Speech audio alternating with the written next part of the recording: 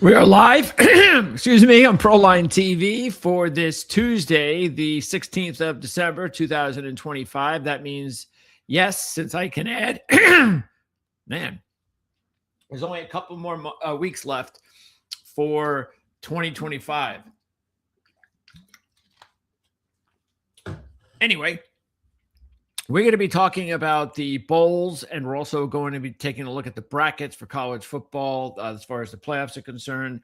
The latest lines, we'll give you some of our picks and update you through the bowls and the playoffs regarding key coaches, players of note, injuries, all that kind of good stuff. So that's what we're going to do here. We are not going to dive into the NFL tonight. We're going to be talking more about the NFL in the next few days. So we'll be doing that. Matter of fact, tomorrow you can check out some NFL talk with hopefully Jim down at Dom DeMarco's in Las Vegas. And that'll be at 1 o'clock Eastern. And matter of fact, keep this in mind too, that the show that Jim does down at the restaurant in Las Vegas is going to switch in the next 2 weeks to Tuesdays, same time Tuesdays. Of course, you've got Christmas and New Year's, the reason for that. But that's not until next week.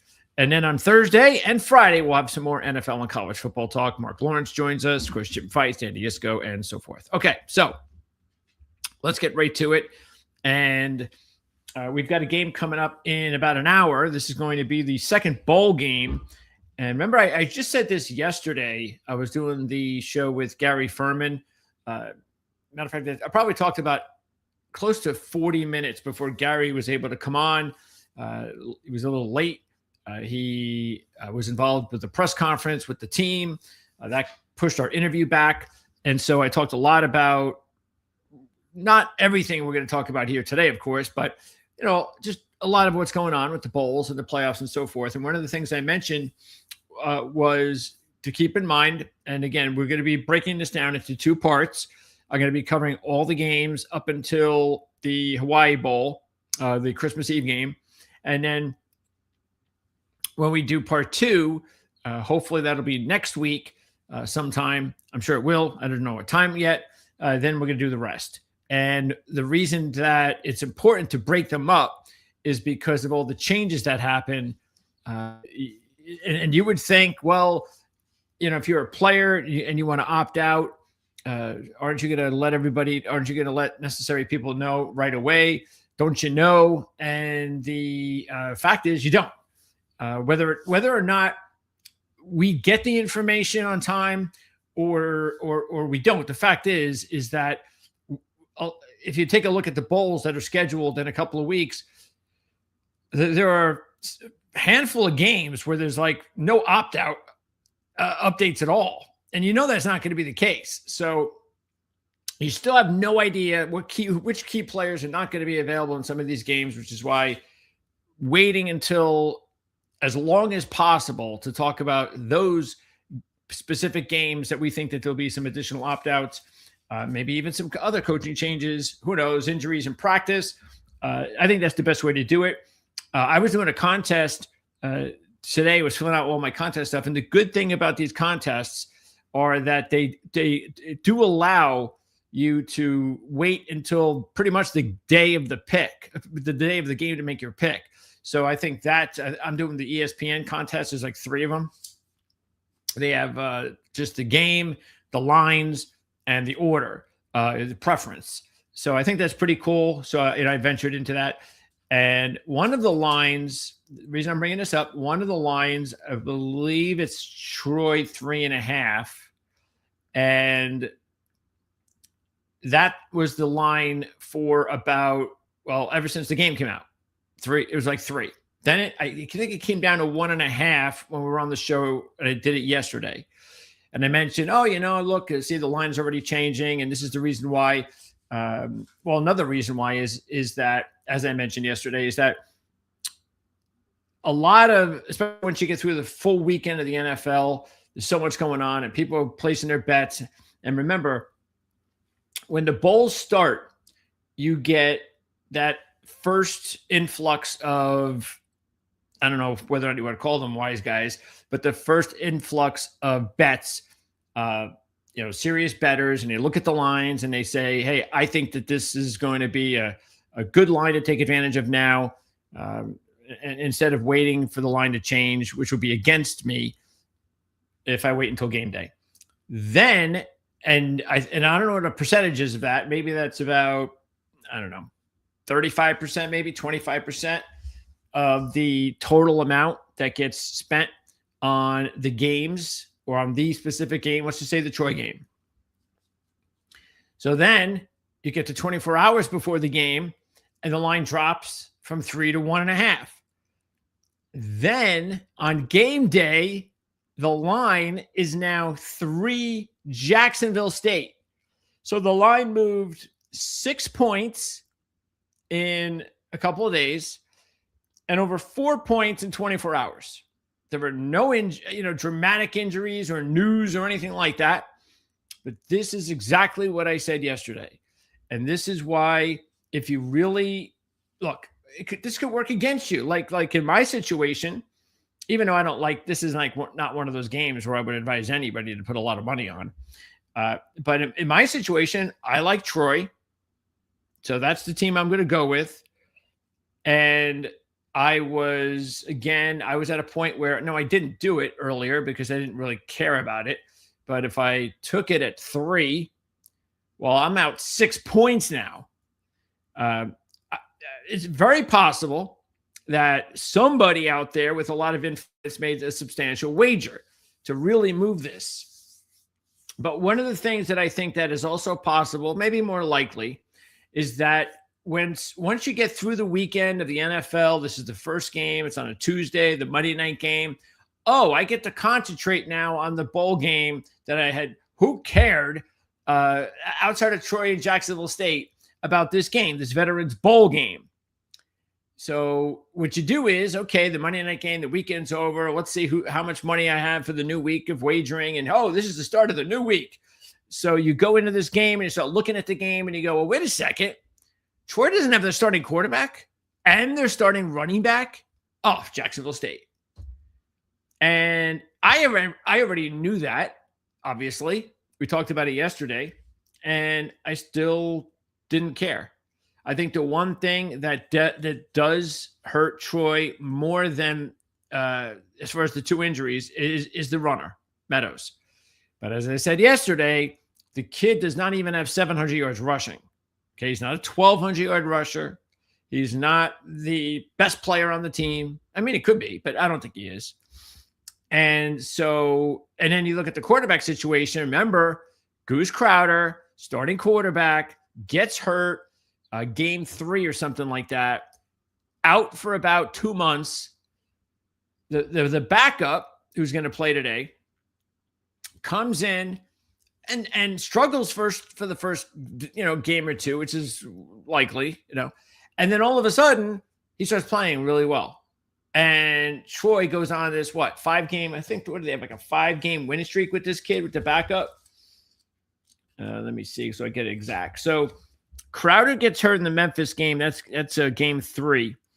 And then Kilcrease comes in, the backup. All right, he comes in, he makes his first start against Buffalo and doesn't have a really good game. 148 yards passing. All right, so then they go to a bye. And that's the perfect opportunity for more reps and all that kind of stuff to get acclimated to be the starter. So what happens after that? Oh, and by the way, they did beat Buffalo in that game in his first start. They did beat Buffalo, even though he didn't have a great game. And Meadows only had 68 yards in that game. So they go to the bye, and they come out of the bye and go on a 4-game winning streak. So this is now a 5-game winning streak with Kilcrease, the backup. And the backup, Kilcrease, he had a 300-yard day against South Alabama in an overtime win, 200 passing, 100 rushing, basically. Comes right back with another overtime win against Texas State. There were dogs in both of those games. And in that one, Kilcrease had 415 yards passing and 5 touchdowns passing. And then they win their next 2. And this is when all of a sudden Kilcrease, his numbers start to go down a little bit. I think the reason it went down in the Louisiana Monroe game is because it was blowout.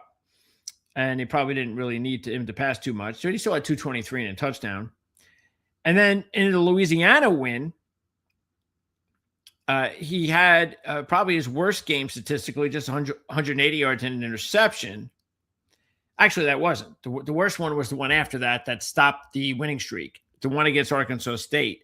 And they only had 187 total yards as a team. And then what happened after the bye? They came back to play Old Dominion. Well, Goose Crowder returned. And they lost 33-0. Well, that didn't work out. He had 98 yards passing and an interception. But then the next couple of games, they get back in the winning circle, win those two, qualify for the championship game. Crowder starts it, gets hurt. Kilcrease comes in, and it's still a very competitive game against a James Madison team who is now in the playoffs. That's right. So you got to keep that in mind. You're talking about an opponent. Remember, what were they, like a 23-point dog or something like that in the game? Oh, you see this right here? What is that? What is that, man? Oh, you're not even looking at it. I have to share the screen, dummy.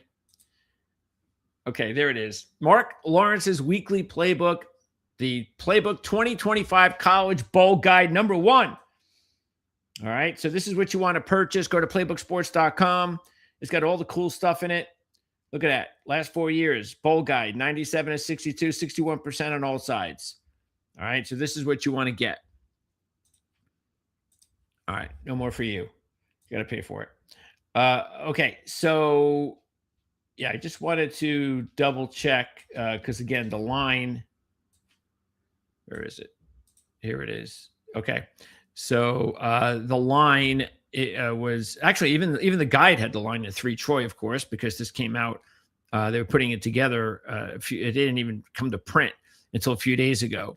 So in the game, they lost to James Madison. It was 31-14, and it was a 24-point spread. But that game was a one-score game up until late in the game. James Madison had some late scores. So anyway, the fact of the matter is that this is a Troy team that had a really good loss at Clemson earlier in the year. They had a 16-0 lead on Clemson. That probably was a sign that Clemson was in a little bit of trouble, even though they got a little bit better, but still did not perform like the team that everybody thought they were going to be when the playoffs began. I mean, when the season began. But it was a good loss for Troy, and that really was the loss that got that had me saying, "Hey, I got to take a second look at this team." And that's what I did. And I ended up following Troy a lot. And I remember I told you in the beginning of the year, if you followed this show here on the channel, that I had Troy as the pick to win the division and play in the championship game. I forget what time of the year it was. It might have been midway through their winning streak, maybe the second win or the third win. And so anyway, that's the reason I'm sticking with Troy. Now, hey, maybe somebody knows something I don't. I'm not a professional handicapper. I always have to remind everybody of that. I'm just going to give you all the information that I can give you, and it's up to you to find out whatever else you can, and hopefully I can help you in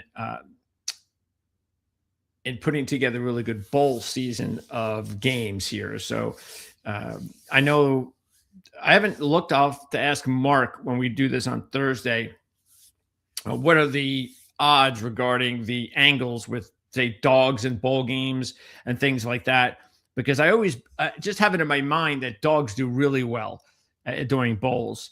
So it's interesting. Troy was the favorite a few days ago. Now they're the dog. And keep in mind, Troy was 9-3 against the spread this year. And Jacksonville State, 0-4 straight up. 1-3 again. Well, look, who cares about the point spread now that they're the favorite, but they're 0-4 straight up on the road, or I should say away from home. Of course, this is a neutral site. And let's see, I think they were a dog in all those games. So let me see if Jacksonville State, how many times they were a favorite on the road. Let's see. They were favored at Sam Houston. by 7, and they did not cover. They won that game by 2, keeping in mind Sam Houston was a winless team at that point. And then they went to the road and they played at Middle Tennessee, and they were a road favorite, and they won and didn't cover again. And then they went to UTEP, and they did cover as a 1-point road favorite and won by 3, keeping in mind that UTEP is pretty bad. So they've won. So they have won 3 road games as favorites by 2 points, by 3 points, and by 3 points. And they obviously step up in competition now because this is a Sun Belt team, and the Sun Belt is clearly better than Conference USA. That does not mean that Conference USA won't win some of these games against some of these teams. I don't know. Who knows? Maybe when it's all said and done and we're looking at, because next week we'll definitely have an opportunity to look at the whole week and 10 days worth of games and say, okay, do we see some conferences are better than others? And that'll give us another reason to wait things out before you wager on those games in the second and third weeks, because we get a lot more. Hey, Conference USA is 4-0 so far, or 0-4 so far. Okay, so there you go. I think another thing, you look at the side, like I said, with Meadows out and the quarterback out, Troy is not a team of highlight reel players. Jacksonville State has a couple. The quarterback, the running back. Those guys put up some big numbers this year on the ground, Creel and Cook. So, maybe that has something to do with it as well. But I've said my piece. Let's move on. All right, next one. The Cure Bowl. And this line is dropping now to 2.5. So does that mean by tomorrow it'll be 2.5 Old Dominion? But anyway, South Florida is a 3-point favorite here. And if you look at it here, the AAC, the American, 8-2 against the spread versus Sun Belt Conference teams in bowl games. So that's a good sign. And again, not a surprise. The American is the number 1 Group of 5 conference. Sun Belt would be number 3, sandwiched in between the Mountain West. Old Dominion, they're coming into this one with 5 straight wins. And as we said yesterday, remember this, and then this is a game that'll be on tomorrow at 5 o'clock Eastern, that both starting quarterbacks will not be playing. Colton Joseph is in the portal. It does not mean he's gone for good, but he's in the portal. So he's testing the waters. And that's a bad deal there for Old Dominion.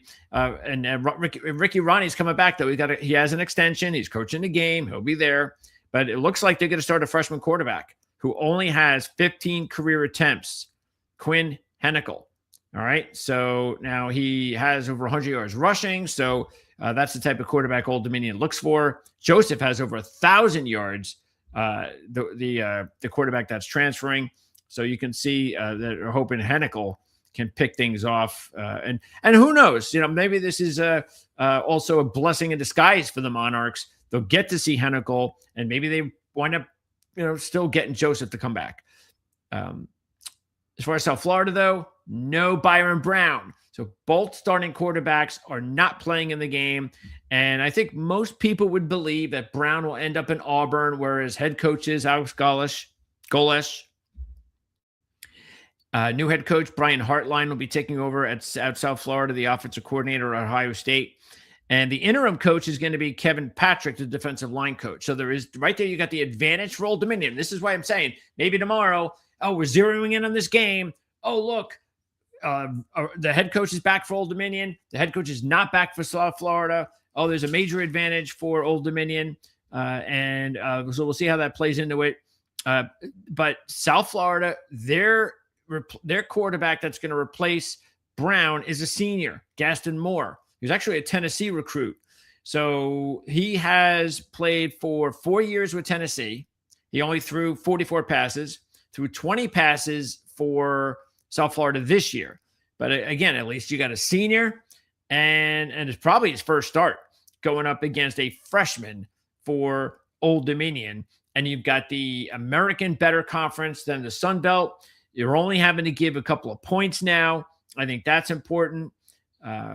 Also, how about this? South Florida has won all five, I believe it is. Yes, 5-0 as a bowl favorite, 4-1 against the spread. And Old Dominion, meanwhile, just 1-2 straight up, 0-3 against the spread in bowls. They have not won a bowl since 2016. This will be taking place also in Orlando, Florida. So as far as commuting, Old Dominion, it's not like they travel like Alabama. So you would think that South Florida would have a little bit of a home edge as well, which is why I'm sticking with South Florida in this one, minus the 2. The Ventures Bowl, talking about another Sun Belt versus Conference USA matchup. And Louisiana had high aspirations when the season began, lost their quarterback, and then they picked things up again when Lunch Winfield, you got to love the name, Lunch Winfield, took over. And when this happened, let's see. So Winfield, I believe, because I don't think he was not the first alternative. So you had, it was actually a 3-man battle for the job. And Walker Howard gets injured. So he started the season number 1. Then he gets out immediately. Week 1, Beal comes in. Daniel Beal, a redshirt freshman, and he plays for 3 games. They beat an FCS team, and then they lose the next 2. Lunch Winfield then comes in, the third quarterback. He comes in week number 5 against Marshall, and they win an overtime thriller, 54-51. Winfield has over 100 rushing and passing in the game. And yeah, that was a real exciting win in that one for Louisiana. I think it was in that game. There was like a late field goal to tie the game. Anyway, it was a very exciting game. And especially with Lunch Winfield, getting in there and hopefully helping to turn things around for a team at that point that was just 1-3 to start the season. Okay, then they go to a bye, come back out of the bye, go to James Madison, the playoff team, and only lose by 10, 24-14 on the road. So that was actually a very impressive loss. Winfield had 243 in the game. Then they come back and have a disappointing loss to Southern Miss, keeping in mind that Southern Miss at that time was the best team in the division. So they lose that game. And that was not a good game for Winfield, even though he almost ran for 100 yards. Then they go to Troy. And as I just mentioned, Troy was on a win streak, and they lose to Troy. So, and Winfield had almost 200 passing and over 100 rushing. So I don't think it was his fault. But the fact was they had the 4 first starts for Lunch Winfield were against 4 of the toughest teams. The only team that was missing was Old Dominion in the Sun Belt, and they lost 3 of them. Then things changed because at this point they're 2-6. The only hope for a bowl, at the time, you can get in now with 5 wins, but the only hope for a bowl at that point was to run the table. That's exactly what Louisiana did. They win their first 3 during the 4-game stretch as dogs. So they win 3 straight as dogs. Winfield has a big game against South Alabama in the win. He throws for 3 touchdowns against Texas State in that win. And then they have the following 2 games at Arkansas State. They win that game as a 2-point dog. And then they beat their arch rivals, Louisiana Monroe, in overtime to qualify for the bowl. So Louisiana, 4-0, straight up in their last 4 in order to become bowl eligible. Michael DeSormo, year 4, the head coach of the Raging Cajuns, has never won a bowl game, 0-3. So that's definitely something that you can look at it one of 2 ways. One, that's not good. He hasn't won a bowl game. That's he's not preparing his team properly. Number 2, we got to win a bowl game. This isn't a good look. And then you've got Delaware, their opponent, is only a 3-point dog in this one. Now, keeping in mind, this was an FCS team, a really good winning FCS program, not a championship level program, but hey, we're in first round, second round FCS every year or 2, that sort of thing. Ryan Carty, year 4, the head coach, done a good job. They got a good quarterback and all. It's a nice team that was going to be ineligible until, oh, look at this. We don't have enough teams to qualify for the bowl, so we'll let Delaware in there. So, look, you can look at it as, wow, this is great. First year in the FBS, we get to a bowl. Because the one thing about bowls is we all know that this is the reason why the military academies always do well, is because that if Air Force, Army, Navy are in bowl games, they're playing their hearts out. That's just their nature. They're going to give it their all, whether it's an FCS opponent or a bowl game, but more so because the bowl game. They got pride, boom. Not a lot of, you can't say that about just about any other team that's not in a playoff game.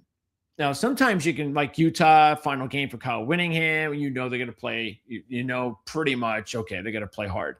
But you don't know. You get the feeling, though, here that, well, Delaware should play well, right? They're going to go out and they're going to try to play hard. It's a first year, and they're in a bowl. This is exciting, and this is great. On the flip side, you have a Louisiana team that can't win a bowl game. So that's the thing that I would be the most concerned with. But I like the fact that Louisiana ended the season the way that he did. I think they're clearly a better team than Delaware.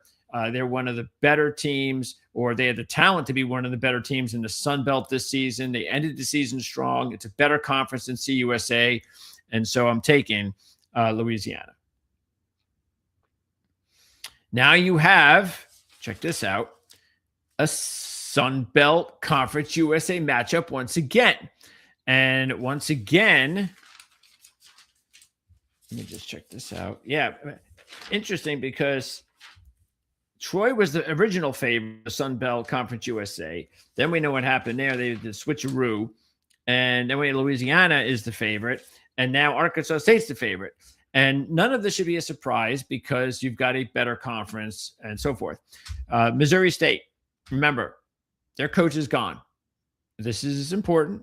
So he's going to be the new head coach at Coastal Carolina. So he's coming to the Sun Belt next year. So who's the interim head coach? The offensive coordinator, Bobby Petrino's son, Nick Petrino, is taking over just for this game. They still have not hired their head coach. Who knows? Maybe Nick Petrino is going to get an opportunity. Maybe that's why they haven't hired the coach yet. So we'll find out. As far as Arkansas State, they are 5-2 straight up, 5-1-1 against the spread in their last 7 games. Sort of like Louisiana, they really came on strong after getting off to a really poor start. Looked like they were just going to have. If you look at it, they had a couple pretty decent seasons. They went to bowls the last couple of years. They won 8 games last year, and so you thought, okay, well, Butch Jones, quality coach at this level. The problem is they lost a ton of talent from last year's team. So there wasn't a lot of expected. Then they got off to that slow start. But when you looked closer at it, this was a team that lost by 8 points at home against Iowa State. And unfortunately, though, they would lose to Louisiana Monroe. And they would also lose to Kennesaw, which at the time, nobody thought was as good as that they turned out to be, because remember, this was a 2-win team last year. But still, the Louisiana Monroe game really stood out because they did not have a good season. But early on, it just didn't look good. You lost to Kennesaw, you lost to Louisiana Monroe. And as a matter of fact, they had no wins at that point, just FBS. Then everything changed against Texas State, and they went on a 4-game win streak. They beat Texas State. That was an upset, 13-point upset. Then they had a 9-point upset win. They would go on to also upset Troy on the road. That was breaking Troy's 5-game winning streak. And that's why it looked like when they did that Troy at Arkansas State with their winning streak was going to represent the division, but they would lose to Louisiana. And they also lost to Southern Miss before that. And that's what knocked them out. So they had that winning streak. Then they lose to Southern Miss at home, Louisiana at home. And those were close games. Lost by 6, lost by 4. But they were able to beat Appalachian State in the final game of the regular season. They won that game, very close game, by just 1 point. And that's why they've ended the season winning 5 out of 7. Butch Jones, And Arkansas State won their bowl last year. So look, it's only 1 point. Once again, I'm going with Arkansas State. I'm going with the Sun Belt. And that's basically what I'm just going to do is I'm just going to numbers game. I'm just going to say, look, you've got these matchups, Sun Belt against Conference USA. I don't see like a definite, wow, this team in the Conference USA is just too good against the Sun Belt. Like it's a third best Conference USA team against like the sixth best Sun Belt, that sort of thing. I don't see that. So I'm just going to stick with the Sun Belt across the board. See if I can go whatever, 2-1, 3-1, whatever the heck the deal is. Look, I like Missouri State. I like Ryan Beard. We talked about that this year. I thought he was a good coach. They had a nice young quarterback. Matter of fact, I think he's still there. I haven't heard that he left. The kid Clark, Jacob Clark, a very experienced kid. So yeah, I think I just, you lose the coach. That's a little bit of an issue. But look, Butch Jones, quality coach, bowl game. And like I said, this is just a numbers game. But these are just really tough games to handicap. That's just the bottom line. That's the reason why I'm just going to go with that strategy. Okay. Next up, the Myrtle Beach Bowl. And where do you think that is? All right. So now you have a Conference USA champ against a MAC champ. So this is a really good matchup. And you have Jerry Mack, who has to be considered the Group of Five Coach of the Year. He took a 2-win team in his first year and turned them into a championship team. And that championship team ended the season winning 10 of 11, which is a really just a tremendous job.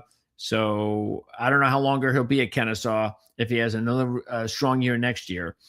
And if you look at his opponent, Western Michigan, if you followed us from the very beginning of the season, Western Michigan, we labeled them as they were either a sleeper or a long shot pick from the MAC, one or the other. And they came through for us. That's because we like Lane Taylor. We think he's doing a really good job there. And lo and behold, they come out and they have a big season and win the MAC. And they've won 9 out of 10. This is a team that took North Texas, the American championship opponent, the team who lost, runner-up, took them to overtime, lost that game in overtime. They also beat Toledo, who was considered the best team in the MAC for the most part over the last several years, even though they have been in the championship game for a few years. But still, impressive wins for Western Michigan.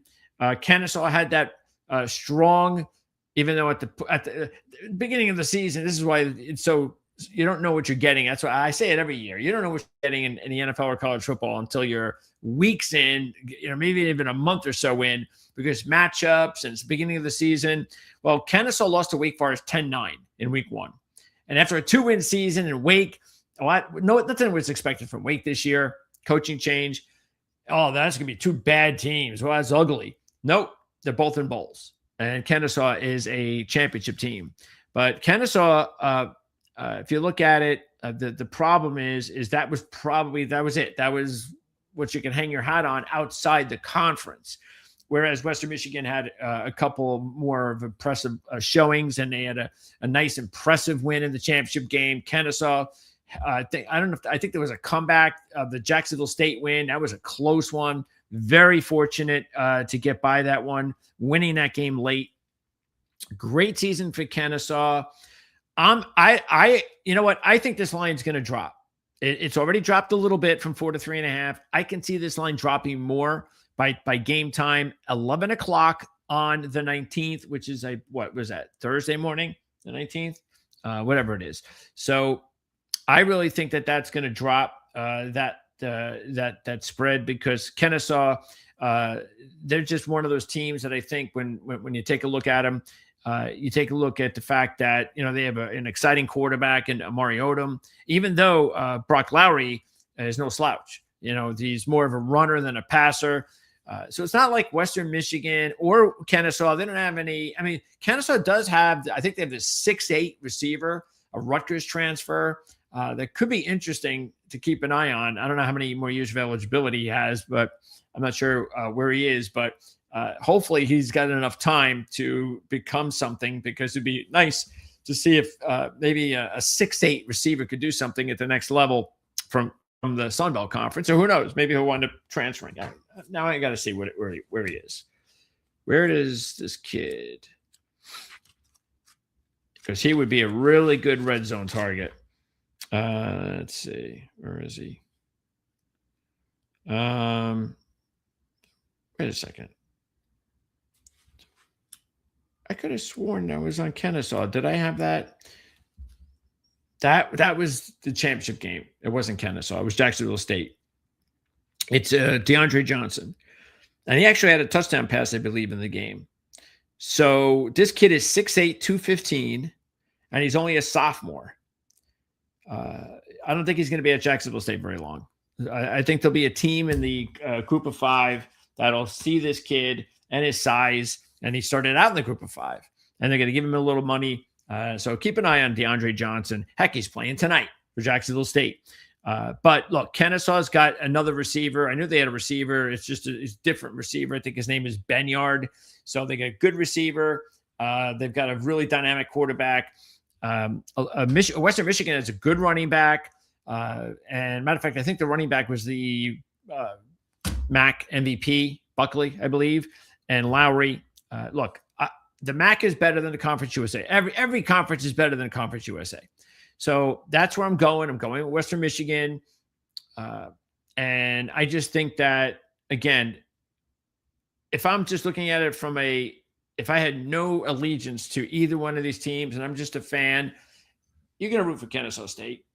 You know, it's a great story, and they've had a really fun year, and they've won some really close games in dramatic fashion. And, you know, it's a nice story, and those things happen. And so, yeah, I mean, matter of fact, in the contest they do, they ask you if you want who the winner and the team with the odds.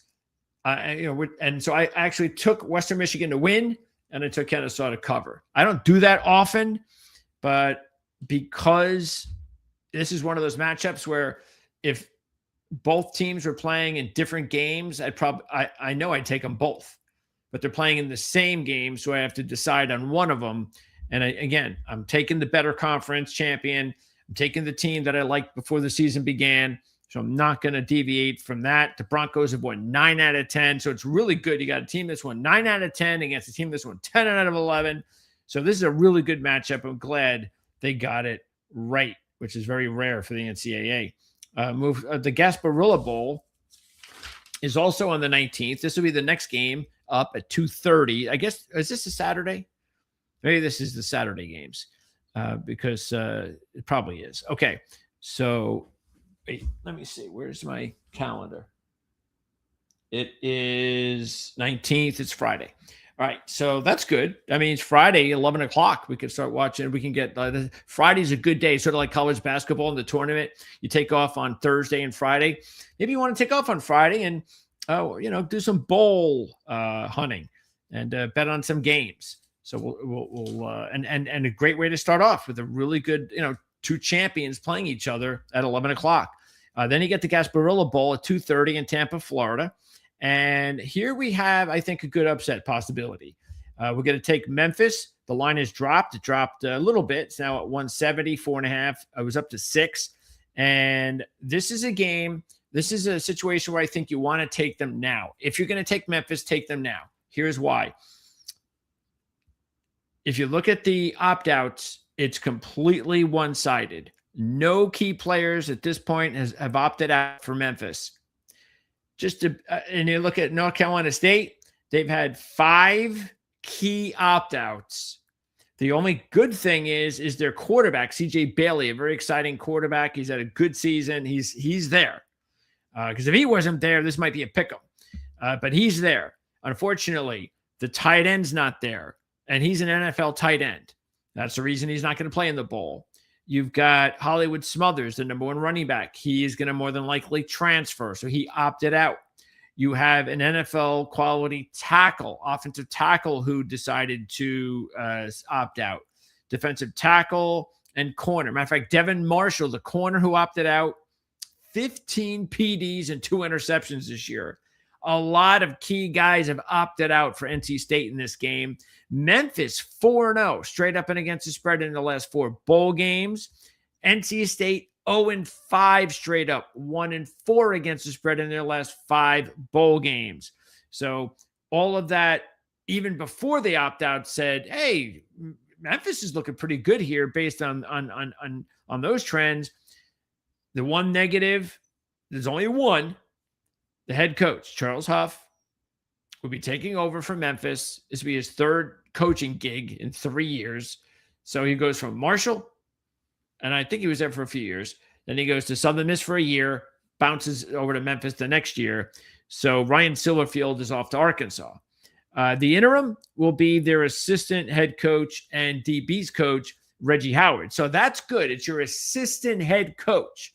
So I think that's a good thing because that means he's doing a lot of things a head coach would do to help his head coach. So he's already kind of got a feel for this. So I don't think that's going to be too big a deal for Memphis. I'd much rather have that than all those opt-outs. So I'm going to go ahead and take Memphis and jump on the money line here. And then we got the bowl games. Actually, this is the bowl game that comes up at night on Friday night. And I tell you what, let's hold off on this. Let's hold off on the bowl games because what I want to do a little bit at the end is go over the brackets and the bowls and the playoffs. All right. So next, let's jump over to, here we go. Let's jump over because we only have a few games left. Washington State, Utah State. And Utah State, the line is down a little bit from 3.5 to 2.5. And Utah State, 1-6 straight up versus bowl teams this year. So that's not good. Their only win was versus Fresno State, but they're 9-2 against the spread. Washington State, one of our favorite group of 5 teams. They are 8-3 against the spread this year. So you can cross that out. Both teams really good against the spread. Matter of fact, the Cougars 7-1 in the last 8. I think one of the reasons the line is the way it is Jimmy Rogers did such a good job this year at Washington State that he's off to Iowa State. That's a great gig, great opportunity for Jimmy Rogers, and good to. I mean, they had first it was Dickert did a really good job. He goes off to Wake and does a nice job, and then Rogers. A lot of people thought Washington State was definitely in trouble this year, and they get up to a matter of fact. If you remember the start they got off to, it was a really crazy couple of weeks because they played an FCS team and barely beat them. Then they had a game-winning field goal with 3 seconds left, or it would have went to overtime. So they come back the next week, homecoming against San Diego State, and they beat up San Diego State. And they were a 2-point favorite in the game. All right. At that point, it was like, wait a second, San Diego State's not good. And Washington State is still kind of just from the Pac-12. Matter of fact, last year they won 8 games. And they're only that didn't make sense to a lot of people. And then he blew out San Diego State and it was like, yeah, well, wasn't that supposed to happen? Of course, lo and behold, San Diego State, after that blowout loss, wound up blowing out Cal not too long ago after that.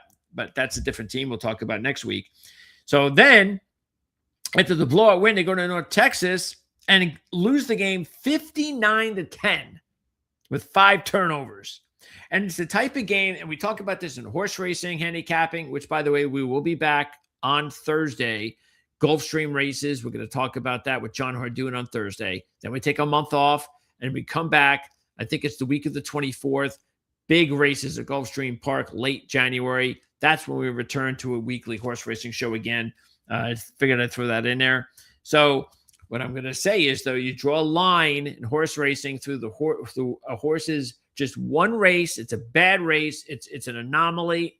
We draw a line through it. Same thing in football. Every football team is you can give them a mulligan, draw a line through it, and when you do that, you look at a completely different team because that was just by the end of the season, you would look back at that and go, what? How did that happen? I know North Texas is good, but Washington State would go on to lose to Ole Miss as a 33-point road dog by 3. They would go on the very next week to lose to Virginia, the ACC championship loser, on the road as a 15-point dog, and they outgained them in that one. And then they would go on to go to James Madison just a few weeks ago as a 14-point road dog, and they had a late lead against James Madison, and that would have knocked James Madison out of the playoffs, and Washington State lost by 4. So Washington State loses by 3 to Ole Miss, 2 to Virginia, and 3 to James Madison. That's the kind of season it was for Jimmy Rogers in his one and only year coaching at Washington State. So he's gone. Jesse Bobbitt, the defensive coordinator, takes over in the game. The new head coach is going to be Kirby Moore, Kellen's younger brother. So we'll see how that works out. So far, so good the last couple of coaches, though, at Washington State. Kirby, by the way, was the offensive coordinator at Missouri under Drinkwitz the last 3 years. Okay, so you also have to keep this in mind, Washington State played Utah State last year and beat them up pretty convincingly by 21 points. And then you look at Utah State, and this is the first year for Bronco Mendenhall, very good head coach. So it's nice to see that they're off to a good start there. They've alternated wins and losses in the last 7. All right. Now, if it stays on that pattern, they'll win the game. All right. But that's a model of inconsistency. Anyway, they're 2-2 straight up, 4-0 against the spread in the last 4 games, though. And in the 2 losses, they lose in overtime, and they lost by 1 point to Boise State. So that's all good. I like Utah State. They got a nice quarterback, the Utah transfer, Bryson Barnes. But I just like Washington State better. And just because the coach is out, I mean, that's it. In my mind, that's it. I mean, that is a concern, but that's it. Why would I believe that Washington State's not better than Utah State, even though I like both of them? This is important. There is an opt-out. Utah State, we talked about Barnes, the quarterback, his number 1 target, Braden Pegan, opted out. He's almost 1,000-yard receiver. He's got 60 receptions, 926 yards, and 5 touchdowns. Will not play for Utah State. I was taking Washington State anyway, but I'm definitely taking them knowing that their number 1 receiver's out on Utah State's side. The Boca Raton Bowl, and this one is going to be on the 23rd of December, and you have a Toledo team that is absolutely on fire at the end of the season. They've won 4 straight up ATS by 125-18. And I'm sure that helped give Jason Candle the head coaching job at UConn. So we all wondered why he didn't get a job opportunity at a Power 5 school, Power 4 school. Well, he's still not in the Power 4, but he's definitely going a little step up. So he's at UConn. Jim Mora left a really good program behind him after he took over a lousy program. So we'll see how he does there at UConn. And Mike Jacobs will be the new head coach. And he was an 8-year head coach down in the minor leagues, Division II. He actually was down there at 2 different stops, and he had a 74-17 record. Division II, 2 different stops. Then the last 2 years was at FCS Mercer and went 20-6 in 2 years. So Mike Jacobs has done a lot of winning at the lower levels. He now gets his opportunity at Toledo starting next year. The interim is co-offensive coordinator, quarterback coach Robert Weiner. All right. Now, big opt-out. Malachi Davis, the top edge rusher for the Rockets, is not going to play. So he led the team, I believe, in both sacks and tackles for loss. Also added 36 tackles, which is pretty nice. We'll throw some trends into this. We always got to throw some trends into it. And these 2 trends favor Louisville. Toledo, 1-11, straight up. 4-8 against the spread in the last 12 as dogs of 7 or more points. And the line is dropped. So that's good for Toledo. Louisville, meanwhile, has covered 8 straight as favorites of more than 7 versus an opponent of back-to-back straight-up ATS wins. So all of a sudden, because the line is dropped under 7 for right now, both of those trends go out the window. But this is a line that is dropped a couple of points. And and look, we still got a week to go. So keep an eye on the number based on those trends. But yeah, I'm not too surprised that this line's dropping a little bit. But look, unless Jeff Brom becomes the next coach at Michigan, you got Jeff Brom, a Power 4 coach, a very good coach, is going to be coaching against an interim coach. So you got a mismatch there. And look, Louisville had a bad stretch. We all know that. It was ugly. They lost that game to Cal as a heavy favorite. We all know that because we had Cal, as you know.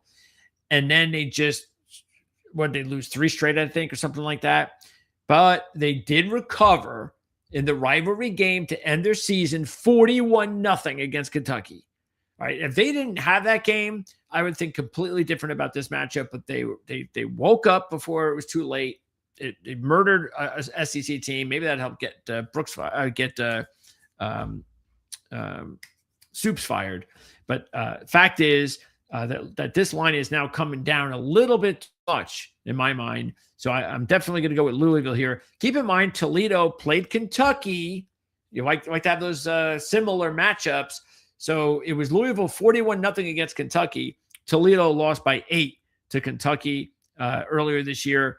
And they also lost to Washington State on the road by 21 points. Those were the 2 big out-of-conference games that Toledo played this year. And when I went through that winning streak, the 4-game winning streak coming in, the very successful one, keep in mind that most of those teams were not very good MAC teams. Okay. So anyway, there you go. We're going to favor Louisville. And then I think this is the last one. No, it's not. We still have 3 more to go. What did they do here? I don't know why they do. What happens? Let me refresh this. Because the Hawaii Bowl, that's the last one. Okay, where are we? Here we go. Okay. Western Kentucky, Southern Miss. This is the New Orleans Bowl. And Western Kentucky is 4-0 all time against Southern Miss. Look, Southern Miss, this is one matchup between CUSA and Sun Belt that I am not going to say because it's not real. Southern Miss has been a Conference USA team for a very long time. They made the move to Sun Belt real recently, so I'm not into that as far as this matchup. Matter of fact, and I do believe all of these matchups, like I said, anything can happen in these matchups. These are not very good teams, most of them, except for the Kennesaw Western Michigan matchup. These are just bowl qualifying teams from lower level conferences where anything can happen. But if I was going to go with one team where I'm taking the Conference USA team, this is where it would be. I would take Western Kentucky. The line's up to 4.5 now. Tyson Helton is still there. He's been there for 7 years. But as I mentioned before, Charles Huff, who was with Southern Miss, is gone. He will not coach the game, so it's a nice edge for the Hilltoppers. But out of all the interim coaches that are moving in to this position, this might be the one that is going to be the easiest transition, because Blake Anderson, a very successful head coach at Utah State and Arkansas State. Matter of fact, he went to 6 bowls in 7 years at Arkansas State, 3 bowls in 3 years at Utah State, left Utah State to come and came here. Okay. He is now the new head coach at Southern Miss. So a very easy transition. Huff leaves, Anderson moves in. So he's not just the interim coach, he's the head coach. So he's going to be taking over. He was the offensive coordinator this year at Southern Miss. So that will make it easier, no doubt, for Southern Miss. But there is a connection here. Southern Miss played a CUSA team this year, Louisiana Tech, on the road, and lost. So again, like I said, and Southern Miss 4-6-1 ATS, Western Kentucky 7-4. Southern Miss ended the season on a 3-game losing streak, all as a favorite. Okay. But the matchup should be really good. You got a quarterback for both teams, Tisdale and Braxton. two of the better quarterbacks at this level playing against each other. So keep an eye on that matchup. But I do like Western Kentucky. It's not a big one, but I do think that especially the way Southern Miss ended their season and then they lose their coach, I don't know. That's not good. Frisco Bowl, UNLV in Ohio. And this is going to be another one of the upsets that I'm going to go with. So first Memphis, now Ohio. And UNLV, we talked about this for the whole week leading up to the Mountain West Championship game. A big disaster with UNLV, putting them in the championship game against Boise. Once again, they can't get blown out once again. So I don't know where UNLV is going to be up here, but I can't imagine it's going to be great. But check this out. UNLV, they've had a record of 3-3 versus bowl teams this year. In their wins, they did beat a MAC team, fellow MAC team. They beat Miami. Ohio also beat Miami. And UNLV's other two wins were conference wins against Utah State and Hawaii. Okay, so those are your bowl wins. Keeping in mind that those two Mountain West wins were at home. The Miami game was on the road.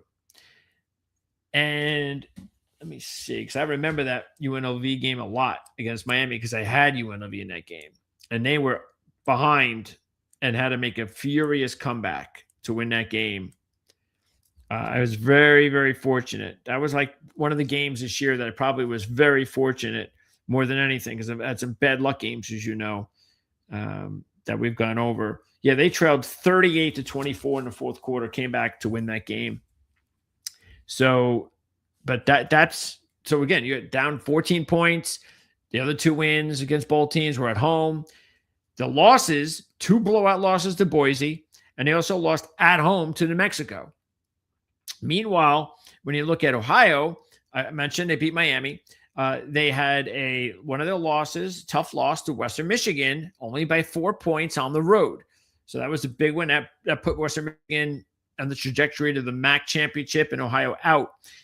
And I think the Ohio loss to Ohio State earlier this year was actually pretty good. They lost to Ohio only by 28 points, 37-9. That's pretty respectable, actually. It was a push on the line. Brian Smith in his first year, Dan Mullen in his first year. Of course, Dan Mullen, he's got a lot of experience and an major edge there in the matchup with the Bobcats. But check this out. This is probably the trend of part one of our bowl coverage.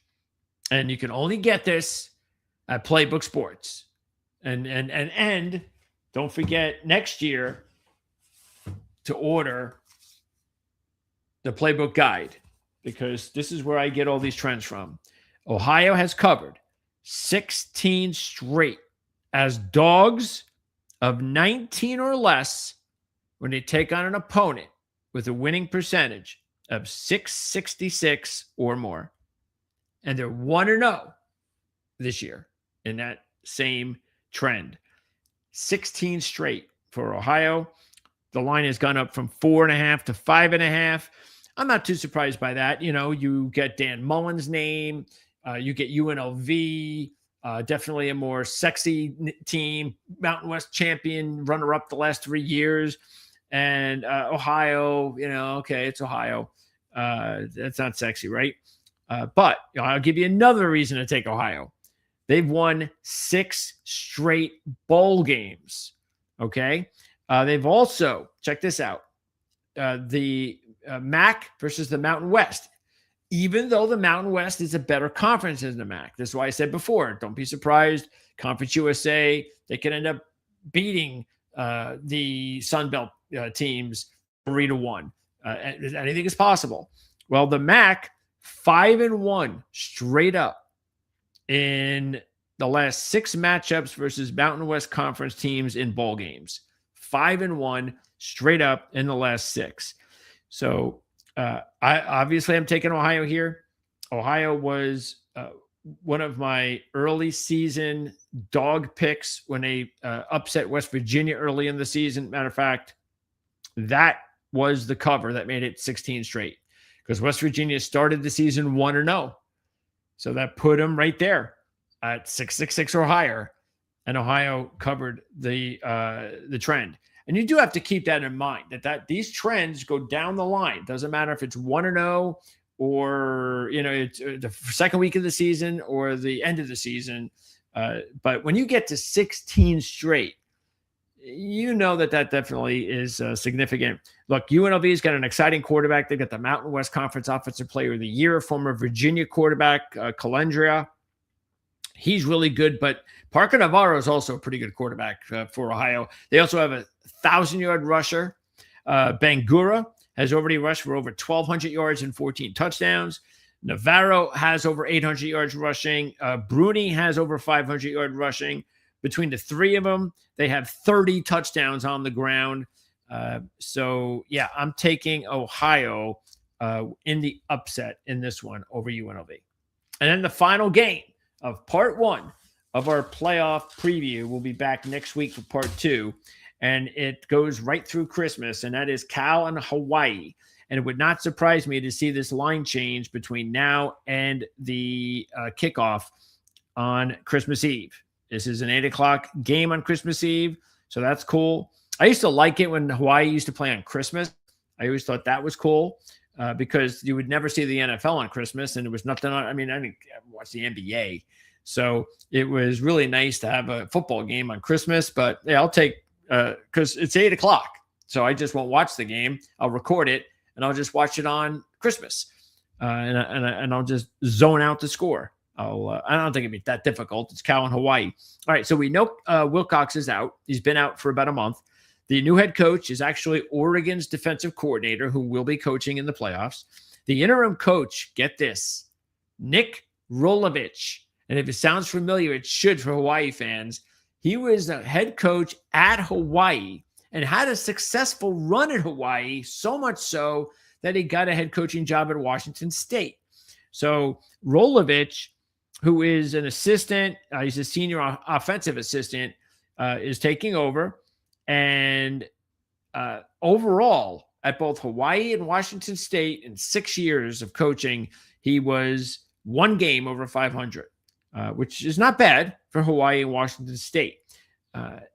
Cal, meanwhile, where he'll be coaching, not Hawaii, where he'll be coaching, 2-2 straight up, 1-3 against the spread as a favorite. And I bring that up. It's not a major deal, but I bring that up because they're 4-3 straight up and against the spread as a dog. So yes, they've won 4 out of 7 straight up as a dog. So remember, we mentioned the SMU game. And matter of fact, we've had Cal twice this year. No, we didn't mention the SMU game. We mentioned the Louisville game. We've had Cal twice this year as double-digit dogs that came through for us to win the game outright. Louisville, SMU. So we definitely like Cal. They have maybe the best freshman quarterback in the nation. That's going to be interesting to see if he leaves. We have not heard anything yet about him. He's going to play in this game from what we've heard. And, maybe one of the reasons why he might decide to stay, that was a pretty good hire. So we'll see if that's exactly what happens because they already lost Mendoza, who went to Indiana. And I don't want to lose another highly touted quarterback prospect there at Cal. They have not won a bowl game since 2019, the Bears, but Hawaii has not won a bowl game since 2020. Matter of fact, it's the last time they've been in a bowl because they had the 21 bowl canceled for you-know-what. Hawaii's been a better spread team than Cal overall this year, and check this out. This is another big one. Hawaii has covered 13 straight at home against FBS opponents and have covered the last 9 as a home dog. So even if the line switches, you still have 13 straight covers at home against FBS teams. Now, there's the big opt-out is on the side of Hawaii. So even though I'm leaning towards Hawaii at this point, Jackson Harris, who's the best skill position player in the game, in the matchup, has opted out. Now, I believe he went to Stanford, transferred to Hawaii, did nothing at Stanford because he's a young kid. Do you think he was there a couple of years? Goes to Hawaii, breaks out. He had almost 1,000 yards receiving, 963 yards, and 12 touchdowns with a 19.6 yard average. So this is a kid that's why he's transferring. He's going to get a payday with the Power 4 team, no question. So remember the name Jackson Harris for Hawaii and see what happens there. But I'm leaning towards Hawaii at this point. And I will say this, if you agree with me and you're going to thinking of taking Hawaii, then take them now. Because I haven't heard anything yet about the quarterback leaving or not. Let me see. I mean, I wish his name wasn't so difficult to spell. And if he does, I mean, at some point, the kid's got so much talent that we're going to have to do something about his name. See, let me see if I could find out anything at this point regarding this kid. Let's see, quarterback. There it is. Okay. So let's see if I see anything at all regarding whether or not. Let's see. No, let's see. Bears Insider. Let's check out Bears Insider. See what they have to say. Frosh quarterback talks about his decision to return to Cal, his relationship with quarterback coach Nick Rolovich, and his new head coach. Okay. So let's get this out of here. So let's see. There it is. It sounds like he's staying. Let's see. I don't see anything here. Let's see. First and foremost, okay, he wants to thank the Lord and Savior. And yeah, he says, allow me to still play this game. I'm allowed to have one more game with these guys, with these boys, as the roster will change significantly next season. So it's not, keep in mind what he means. And let's see. Oh, he talks about Coach Rolovich again. And let's see. Coming home. Yeah, I don't see anything other than all this to me says that he's coming back to Cal. I was like looking for the smoking gun where he just says it, but I think it's pretty obvious. Yeah, see, here it is. Has committed to return to Cal. The former 5-star recruit won the job as a freshman. So there you go. Breaking news. All right. And I guess, talking about Rolovich. Okay. So there you go. We got the news there. So he is definitely going to return. So you don't have to run to the betting window and just in case he had decided to transfer. So he's good to go. But I would probably do it anyway, because like I said, I think if the game is going to switch, if the line is going to switch, like some of these games will, I could see this one switching to Hawaii because they'll look at this. They'll see how a lot of these guys, not hard to find out that Hawaii has this type of a home record. So I think that's going to pop out. But not having Jackson Harris could also maybe keep them away. But remember, Hawaii, Timmy Chang, he's the head coach. He's going to be coaching for Cal. Rolovich, even though he has experience, he is not the head coach. But hey, again, just like I was saying about the other coach, Blake Anderson, if you're looking for a coach that is a really good, like a good interim, like the best interim type of situation, it's not bad. Cal does also have a pretty good situation going on there.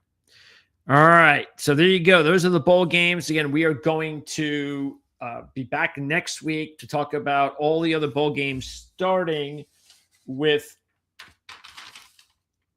the game that is on the 26th, Central Michigan and Northwestern. And that's actually a game that might be one of my top plays. That's only a 10-point line against Central Michigan. And remember, can you believe it now? Remember when we were talking before their game against Louisiana Monroe a couple of months ago? when Northwestern was about a 10-point home favorite against Louisiana Monroe. And we were on the air going, remember, there were a couple of games I did that when I could not believe the spread. And we talked about it. And it was like, why is Northwestern only a 10-point favorite against one of the worst teams in the Sun Belt? How is Northwestern at home? How is that even possible? And sure enough, they blew out Louisiana Monroe. And I said the same thing against the Notre Dame Arkansas game when Notre Dame was whatever they were. What were they, like a 7-point favorite or something like that at Arkansas? And it just destroyed them. So, well, hopefully we'll feel that way next year. So we'll be able to cash in, right? Cash in again, maybe even bigger this time. Let's now talk about the college football bracket. And the playoffs begin on Friday. I'm your host, Greg DePalma. Thanks for tuning in here to ProLine TV. We are live on our coverage here on Tuesday evening at 9/11 Eastern.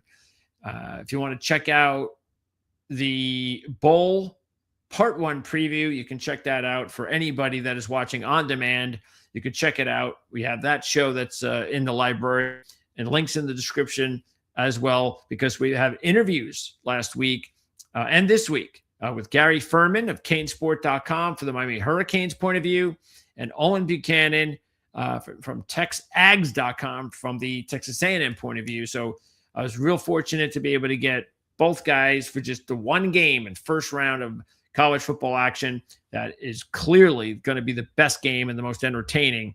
And so that was a lot of fun. So yeah, check that out. All right, now let's go to game number 1 because we're going to break down these first games. Then we're going to go over our bracket predictions. So let's take a look at game 1. Let me pop out the line. I believe the line is still somewhere about 1.5. Yep, Alabama at 1.5 here. And I don't think that's going to change. I think Alabama will stay a favorite. I wouldn't even be surprised if the line moved up a little bit more before game time. It was what, a month ago? We sat here and we talked about the Alabama-Oklahoma game. And it was in Alabama. And we talked about how, I think the line, what was the line in that game? It was 6. So Alabama was favored by 6. And we talked about how the game only 6 in Alabama at that point, because let me make sure where they were, because Bama started the slide towards the end of the season, and it started a few weeks earlier, right after the Tennessee win. That was like their last impressive win of the season. You got to go all the way back to October 18th. Okay, so from September 6th, from their 73-0 win over that same Louisiana Monroe team I just mentioned, from September 6th all the way to October 18th against Tennessee, when they won by 17 points against Tennessee. During that stretch, and of course those were all wins, that was the best of Alabama football this year. Then the slide started the very next week at South Carolina. As a 12-point favorite, they came back. They trailed by 7 with 3 minutes to go at South Carolina. Okay, you don't hear the committee talking about that. Oh, they just want to talk about how they were a 17-0 lead against Auburn and how impressive that was. How impressive was it to be down by 7 with 3 minutes to go at South Carolina then? Okay, they were able to come back and win the game, of course, in regulation. That was the first sign of things not doing too well, because they played LSU after the bye and they only scored 20 points. They win the game 20-9. They barely covered. They only had 56 yards rushing in the game. The very next week was this game, the game against Oklahoma.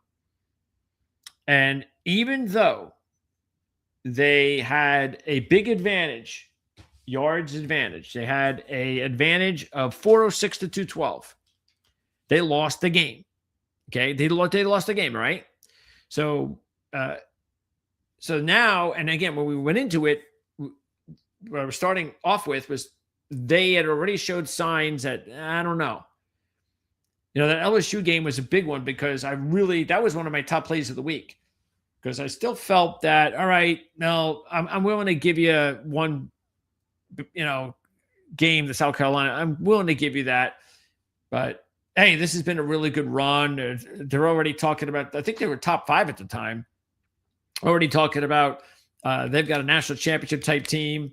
And then this game came and we looked at it and we said, well, the one thing that we're concerned about is this could be a bad matchup because Oklahoma plays great defense and Alabama can't play football from both sides. They can't throw and run. They do not have balance on offense. They can throw the ball. They can't run the ball. Matter of fact, let me see exactly. Let me pop up. Let me see. Let me find out exactly where Alabama is in rushing offense. It's got to be like way down here. Where's Alabama? Look at that. 117th nationally in rushing offense. Alabama. The tremendous runners that this team has had. Now, one of them transferred to Michigan, Justice Haynes. And what a big help he would have been, but he got hurt anyway. I don't know if he would have got hurt if he was playing for Alabama. But the fact is that this is still Alabama. You don't have someone else behind Justice Haynes. So that's where they are. Okay, so that's their rushing offense. Now, where's rushing defense for Oklahoma? 5. So last year, when they beat them 24-3 at home, they were a 14-point home dog. Okay. They held Alabama to 2.3 yards rushing and 2.4 yards rushing in both games, because in the game this year, they were a 6-point road dog, as I mentioned. They win the game by 2. And that's the big problem, is Alabama cannot run against Oklahoma. They can't run against anybody, basically. And now with Oklahoma, it's what they're just going to do. They just need to run just to show that we can't throw the ball you can't just pin your ears and come after us. But you would think that Venables has had a lot of time now to prepare. And he's one of the best defensive minds in college football. There's no doubt about that. We just don't know what kind of a head coach he is. That's still up to debate. But we know he can coach defense. And the fact that he knows he's done it, he's shut this team down. Does he go right back and just, hey, we're going to stick with the same plan, and that's it because we won both games, or is he going to look back at the game from last month where they were 2-1 down in yards and say, you know what? We're so dominant against this team, and this team can't run the ball against anybody. Maybe if there's a linebacker that is more of a run defender, and we've got another linebacker that's more of a pass defender, maybe we should switch those guys out. And my point is that maybe we should do something where we throw a little bit more on the passing side and not worry too much about the running game. And because if you know they can't run the ball against you, because they can't, then you've got to do everything in the world to stop the passing game. And they have one of the better, of course, Alabama has one of the better young quarterback prospects. Might even be the second quarterback chosen in the draft. But still, this is not. Matter of fact, let's take a look. Where's Alabama? Where's their passing offense? Let's see. It's got to be pretty good, especially as bad as their rushing offense is. All right, 23rd. So the 23rd. Let's take a look at the numbers with Simpson overall. 7.6, nice ratio, 26-5. So he's throwing 251 a game. Okay. So if you can limit that and say this is my point. So he's at 251 a game. Now let's take a look at let's go back to the passing offense. Okay. So where were they again? Alabama was 23. Okay. So now let's see. Of course, we know Mister Maker in North Texas. Here, Ole Miss, playoff team. So Ole Miss is third nationally. They are third nationally at 309 a game. Almost 60 yards more. So that's my problem here, is that even though we know Alabama has got a good young quarterback and that's the side that works for them, they're not that proficient in the passing game. It's not like they're so good in the passing game. Yeah, we're okay. We get by. We don't need the running game. No, they're again, good young quarterback. They got some weapons, but they're only at 250 a game. So if you're Oklahoma, you just got to find a way to, hey, let's knock the 250 down to 220. And I don't think we're going to lose much in the running game. And then it's up to it's up to Washington State's transfer quarterback, John Mateer, in order to get them going offensively. Now, the good news for Mateer in his last start was that he passed for more yardage than he has had than any other game this year except one. 318 yards passing against LSU. A very good team, defensive team. Problem is he threw 3 interceptions in the game, but he did have 2 touchdown passes. Now, I don't know if all 3 were the bad variety. I don't have the information here. I don't know if one was a Hail Mary at the end of the half, that sort of thing. But Oklahoma won the game. It was a very close game. They had to hold LSU in the last drive. That was a game they could have lost. Look, I don't think Oklahoma should be in the playoffs. Okay? I don't think there's any doubt in my mind that Notre Dame is a better team than Oklahoma. But it is what it is. And I say that because I'm taking Oklahoma. And this is what I talk about all the time. You know, we talk about this in college basketball as well. And the same thing in college football. You can have your debates as far as whether you think a team deserves to be in or not and all that stuff. And that's a debate. But once that debate's gone and you now go into, okay, the team's in. I didn't think that they should have been in, but they are. Okay. Now let's talk about the matchup. Well, I'm not going to just, I'm going against them because I didn't think they deserved to be here. Heck, I didn't think Alabama deserved to be here either. And if I was going to pick one of the 2 teams to be here, it would be Oklahoma. So I don't think Alabama should be here. So if you're picking one, so yeah, I would have Notre Dame in and Alabama out and Oklahoma in. But I would probably rather see Vanderbilt or Texas in than Oklahoma, especially since Texas beat Oklahoma.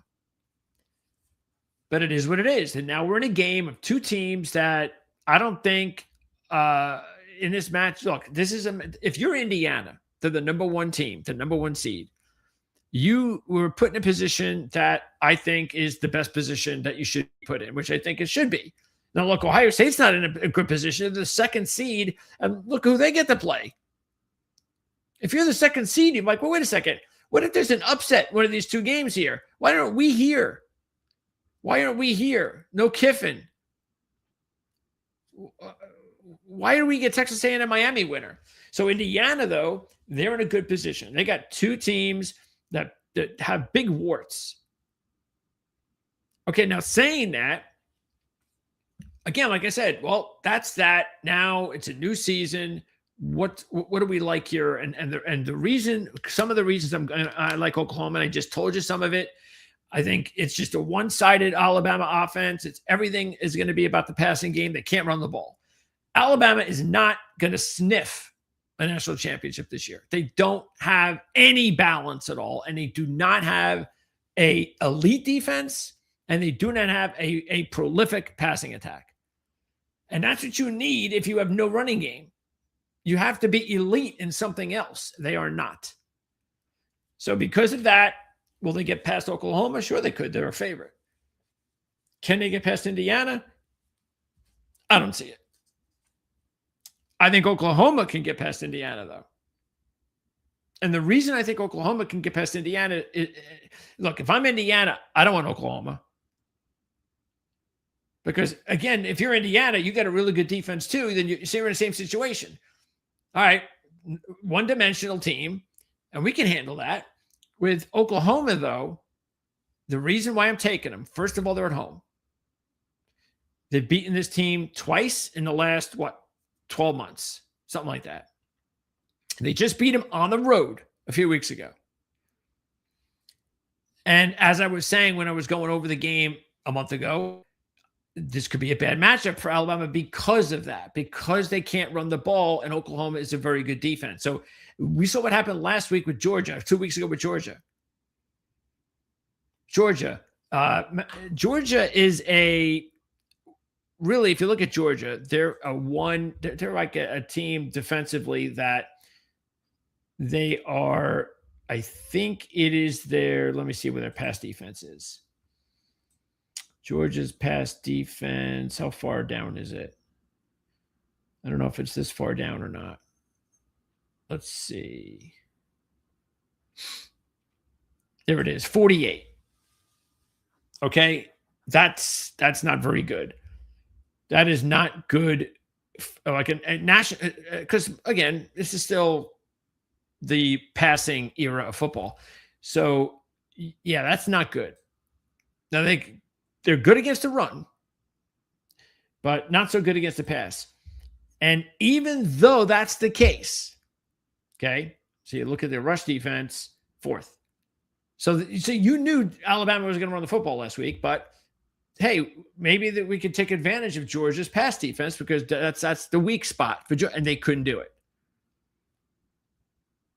And I think look, I don't know if the Kalen DeBoer stuff is an issue. And now there's already people, the Michigan job's open now. And no matter what Kalen DeBoer says, and he said it again the other day, I'm not going anywhere. I like it here. I do believe him. But I think what people see, this is the problem, is that unless Michigan hires a head coach before the Alabama game on Friday, there is still doubt. And it's still an issue hanging over the team. And that's a distraction. Now, I don't think I'm not saying that that's the reason I'm taking Oklahoma. I'm just saying it is a potential distraction. And it's one of those things where when you're trying to figure out what happened to Alabama after they were a top 5 team for a good part of the season, what happened to them at the end of the season? And you have to come up with some reasons, like what was it?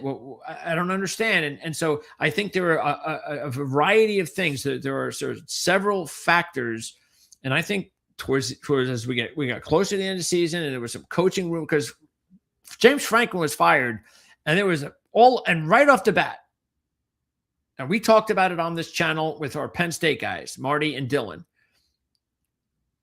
Give us the top 3 guys that will be potential Penn State head coaches. Kalen DeBoer was one of them.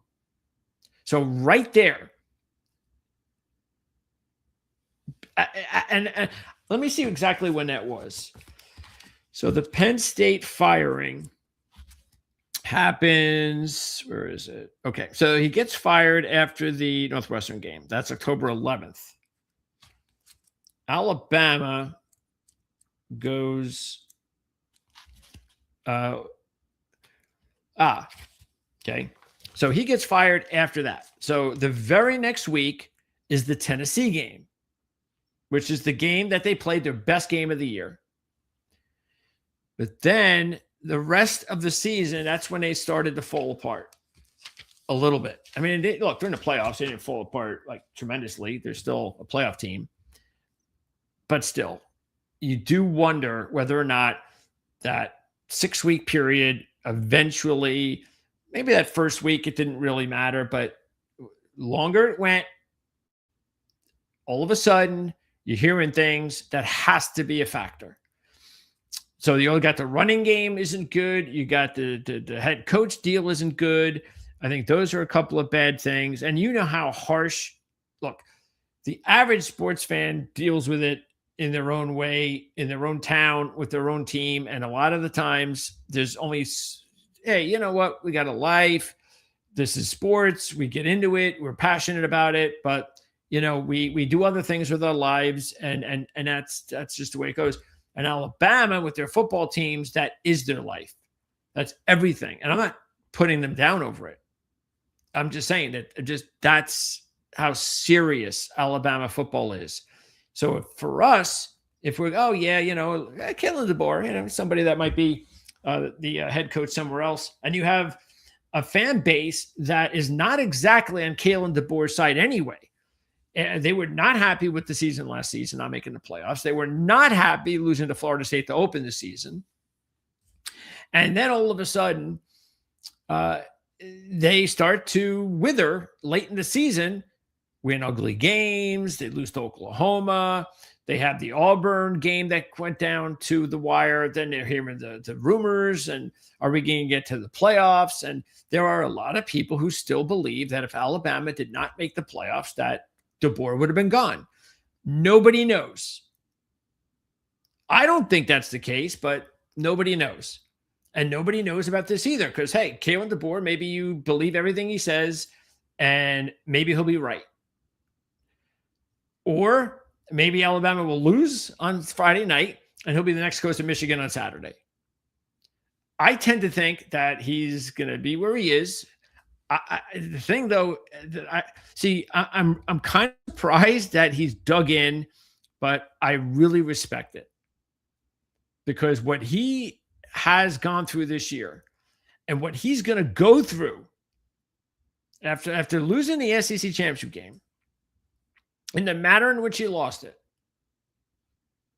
that could have been an easy way out. Because he could still have decided that, who knows, maybe he could have had a relationship. I'm going to go to this team, but I'm going to coach Alabama. You never know. But I really do believe that, and again, this is why I respect it, because it's not easy.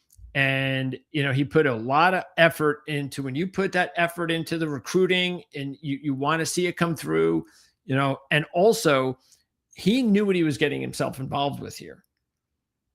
So he knew what would happen if they lost in the way that they've lost, even though he barely missed the playoffs last year and made the playoffs this year. It's not like he's had two bad seasons. He almost had two playoff seasons in 2 years. And we're dealing with a completely different system. I don't care what you say. Yes, would Nick Saban succeed? Nick Saban would succeed anywhere. But he would be just like, say, Kirby Smart or any other great coach today. He would be winning, but it would not be as easy as it was for him just a few years ago. And so DeBoer is left dealing with that Saban never had to deal with. But again, I just think that this is one of those things that could be a distraction. Now, Alabama, let's get back to maybe some more important details. Alabama as a road favorite this year. 0-2, it should be 0-2 against the spread. And in those games, they included the loss of Florida State, their only loss as a road favorite. And they beat two non-bowl teams, South Carolina and Auburn, by 7 points each. Okay, so as a road favorite, they have not been very good. Now, this is only 1.5. So, they win. Then who cares about the number? Oh, maybe it's 1.5. They win by 1, right? Who cares, right? They won. For Oklahoma, as I mentioned, big situation for Brent Venables. This is going to really tell us whether or not he can coach and be the guy, because you've got a great opportunity here. You're playing a team that's on the ropes, and you're at home. And we know this is also important. Remember, the home team last year in the first round, as we mentioned yesterday, won all 4 games straight up ATS last year in the first round. And another reason I like them is Alabama's kind of having that slide towards the end of the season. Yet Oklahoma has won 4 straight to end the season. All 4 teams are bowl teams, including the Alabama win on the road. And if you look at a couple other factors over the last couple of months, just take a look at the schedules for both teams. Oklahoma's had a much tougher schedule. Oklahoma State played a typical tough SEC schedule down the stretch. They've had losses to Texas. We all know that's the first game where Mateer came back. We shouldn't have played, but lost to Texas. And they also lost to Ole Miss. Those are their two losses. Quality losses. Also, in the matchup, all time, Oklahoma 5-1 against Alabama. The dog in the series has never dropped a cover. 6-0 in the series. So there's a lot for me, a lot to go with here with Oklahoma.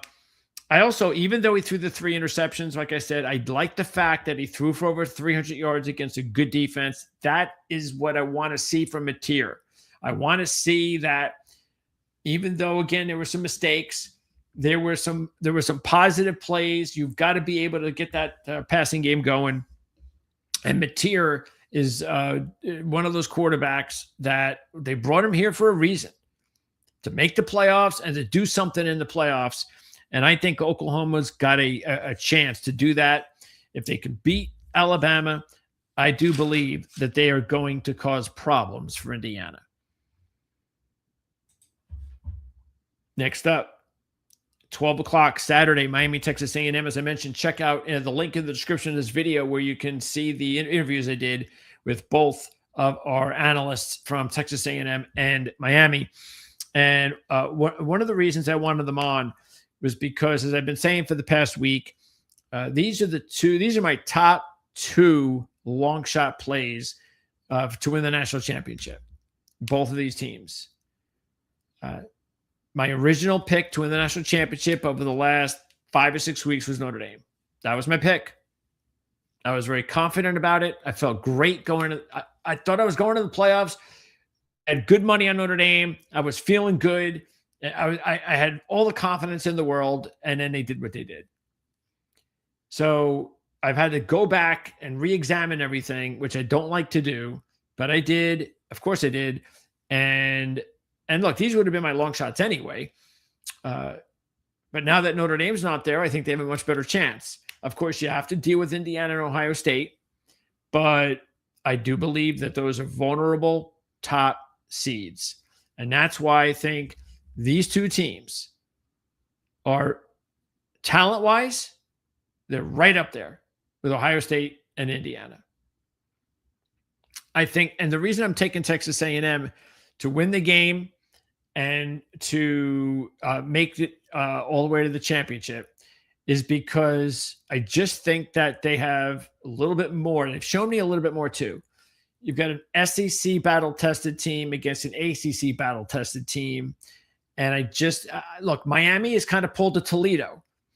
They've won their last 4 by a 151-41 margin. They had the loss to SMU and a loss that they shouldn't have had. And I mean, it was a bad way to lose on a penalty that gave SMU second life, and SMU wins. But since the loss, as Gary said, they've kind of opened things up a little bit more on offense, and that's been a big benefit to them. They have really good talent. They have a freshman, star wide receiver. Fletcher is a good, solid running back, and they have an experienced quarterback in Beck. One of the knocks on Miami, Cristobal, is he doesn't win the big game. And that is one thing. Again, that's one of the reasons why I'm siding with Texas A&M here. But it's also a reason why if Miami can win this game, then all of a sudden, now Cristobal, he can win these big games. And maybe the way the playoffs work, especially at this level with these young kids, man, and this is one of the reasons I'm against Alabama. Confidence is so important in any sport for an individual and a team. I don't see any confidence at all in Alabama. And when we're talking about these teams, the winner of this game will have a lot of confidence and they will know what they would have accomplished here, winning a good game against a good team. And then they'll go into the matchup with Ohio State, and they'll be the dog, and they'll be expected to lose. But if they can win that game, so we're basically saying, look, just 25. I think Miami's 25-1, Texas A&M 20-1. I'm putting money on both. The winner gets to play Ohio State. If you win that game,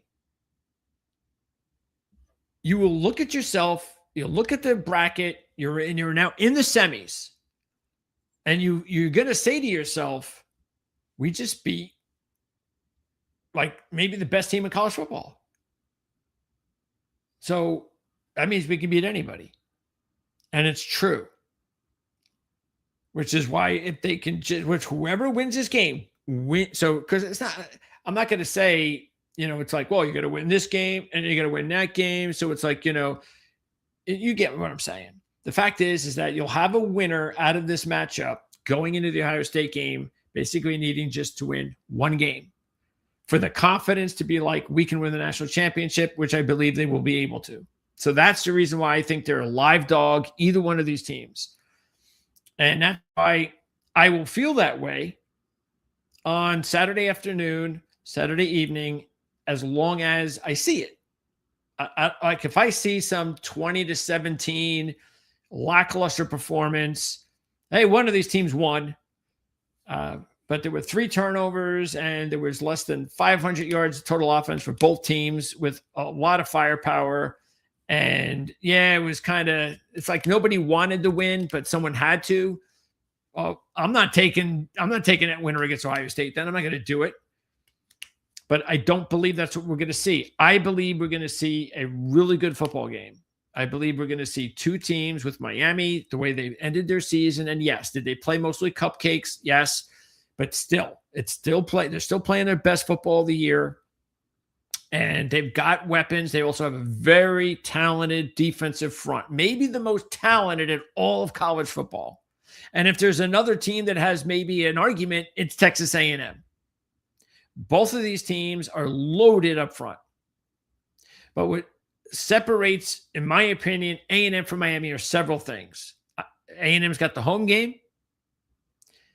You also have A&M's offense. You look at it and just check out. They have got these playmakers that not many teams have. As a matter of fact, I think they're the most, outside of Ohio State, I think they have the most dynamic group of skill position players in all of college football. Let me just see what they're ranked here, because I haven't even looked at it. Where are they? 34 here. See, isn't that interesting? There's Ohio State. Ohio State's 26th in pass offense, and A&M is 34th. And yet, what both of those 2 teams have at wide receiver and running back, of course, is second to none except each other. So here are the receivers for Texas A&M. So they go through. They can go. Actually, yeah, they can go. Bethel Roman really started to come on, but these 2 right here, Craver and Concepcion. I mean, Concepcion broke out as a true freshman at NC State. Then, and looked like a superstar right off the bat. Then, and look, he's not a big guy, and I think that's the only reason why he's not going to be like a top 10 draft pick when he comes out. But he'll be a top pick. He'll be a high pick, and he'll be a very good player at the next level. But so can Mario Craver, who's just a sophomore. And look at these 3. Look at the averages here. And that's important too, because if you take a look at Marcel Reed in the beginning of the season, there was big debate because he comes in last year, he plays, and it looks like, okay, maybe they got something here. But for the most part, he struggled. He was too inexperienced and he was not ready. And then it was a lot of hope that this offseason, if they can get this kid, it was a high recruit, if they can get this kid ready to go, and he can give Texas A&M everything that he's capable of, they could be a very interesting team to watch, a very dangerous team. And that's exactly what he did. He's had a very, very good year for someone that is a first-time week one starter. And this is the thing that impresses me. You're almost 9 yards per attempt for completion. No, per attempt. And he's up to 244 a game. And he's also capable of running the football. Where is he? He's got almost 500 yards, 6 touchdowns. And that's what I like. Because last year, what was he last year? Last year, a little bit, a yard less here. But as you can see, he had more yards, more touchdowns and yards rushing last year. Just a little bit more. But his overall game is, and even though the stats aren't mind-blowingly different, the fact is that it's like night and day of what he's become this year compared to what he was doing last year. And that's the thing that that I felt had to happen if they were going to be a national championship contender, and it happened. And so that's why I'm excited about Texas A&M, because they've got a dual threat quarterback. And I forgot to show you too that they've got a really good running game. So much so that that we even got to see E.J. Smith, Emmett's son. So you got Owens, Moss, and even E.J. Smith started to play a little bit down the stretch. But Le'Veon Moss, he's the guy. And when we talked to Olin, he said that it looks good that Le'Veon Moss could be ready to play on Saturday afternoon. And he's their best running back. So as you can see, he's missed about half the season. He was the number 1 running back last year, as you can see. He's got that 6.3 average last year. This year, where is he? There he is. Okay. So only 6 games. But Owens is a quality back, and EJ Smith can give you and then also special teams. Because keep in mind, Concepcion. I mean, this guy can look at that 2 return punts for a touchdown. He's got a rushing touchdown. He's got 9 touchdowns receiving. There are playmakers across the board here for Texas A&M. And what I'm also worried about with Miami is that, sort of like I was saying with Oregon, which we'll get to, their top receivers are freshmen. And so it's asking a lot for, and one of their other fine young running backs is also a freshman. It's just asking a lot for inexperienced type players at age-wise to really help you out over the long haul to try to win a national championship.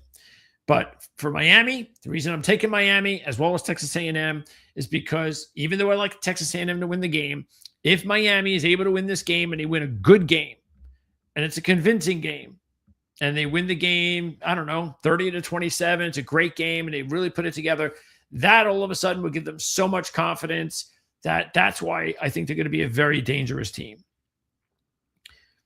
But I'm taking Texas A&M. This is a team that beat LSU by 24 and Missouri by 21 on the road. I just told you about the Alabama 20-9 win against LSU at home.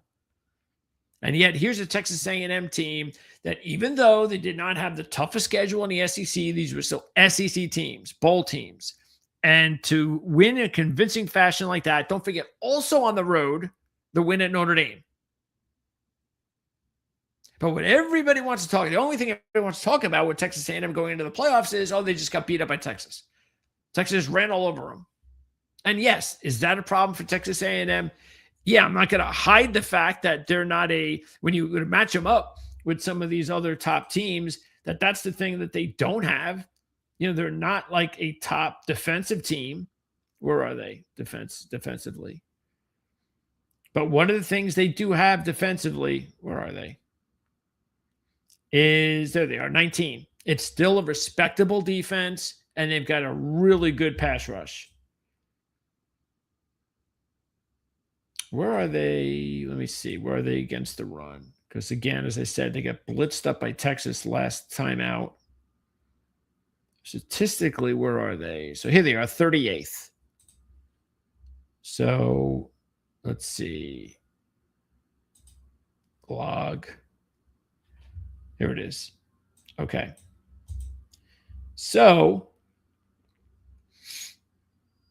this is what everybody remembers. Oh, they gashed Texas. Texas gashed them 218 yards. And that's the last thing they remember. And they gave up 268 to Arkansas and 207 to Missouri. But we know Love is a great running back, and they only gave up 136 here. And look, I'm not.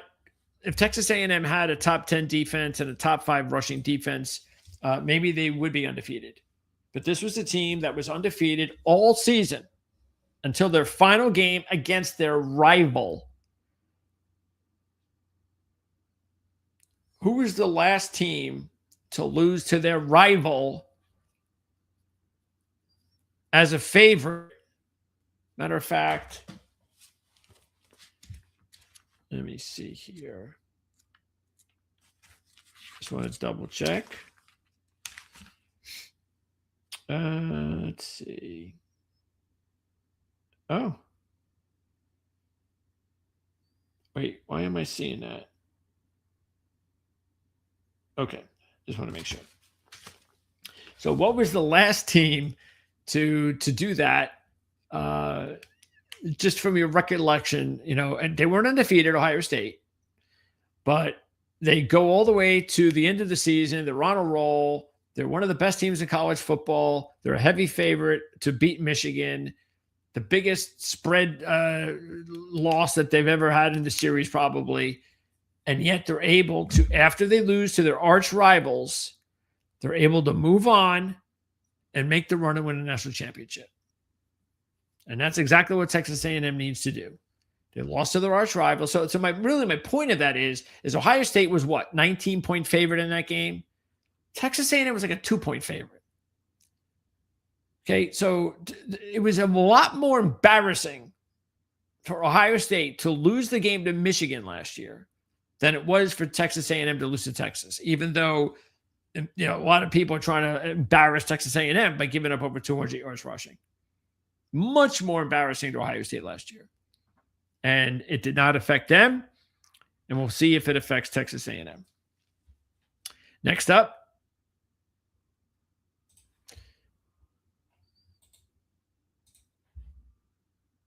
we go to, actually, you know what? Let me go here. Next up, we go to the later games, 3:30, Ole Miss and Tulane, the two blowout games. And look, we've gone over this before with Tulane.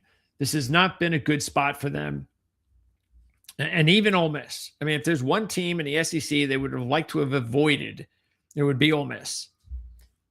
Not only did they lose to Ole Miss this year, 45-10, the yardage was about minus 250, favoring, of course, Ole Miss.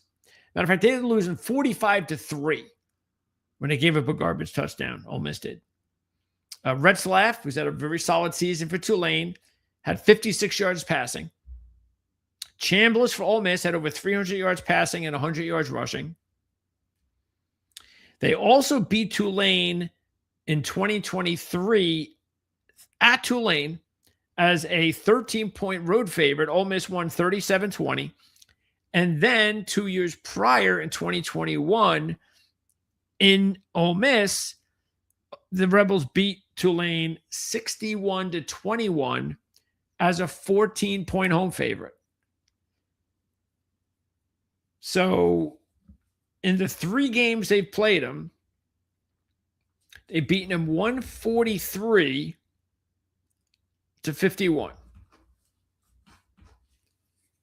And so if there's a team that is going to get big point spread, 17 and a half, that's worthy of that based on this matchup, it's Ole Miss.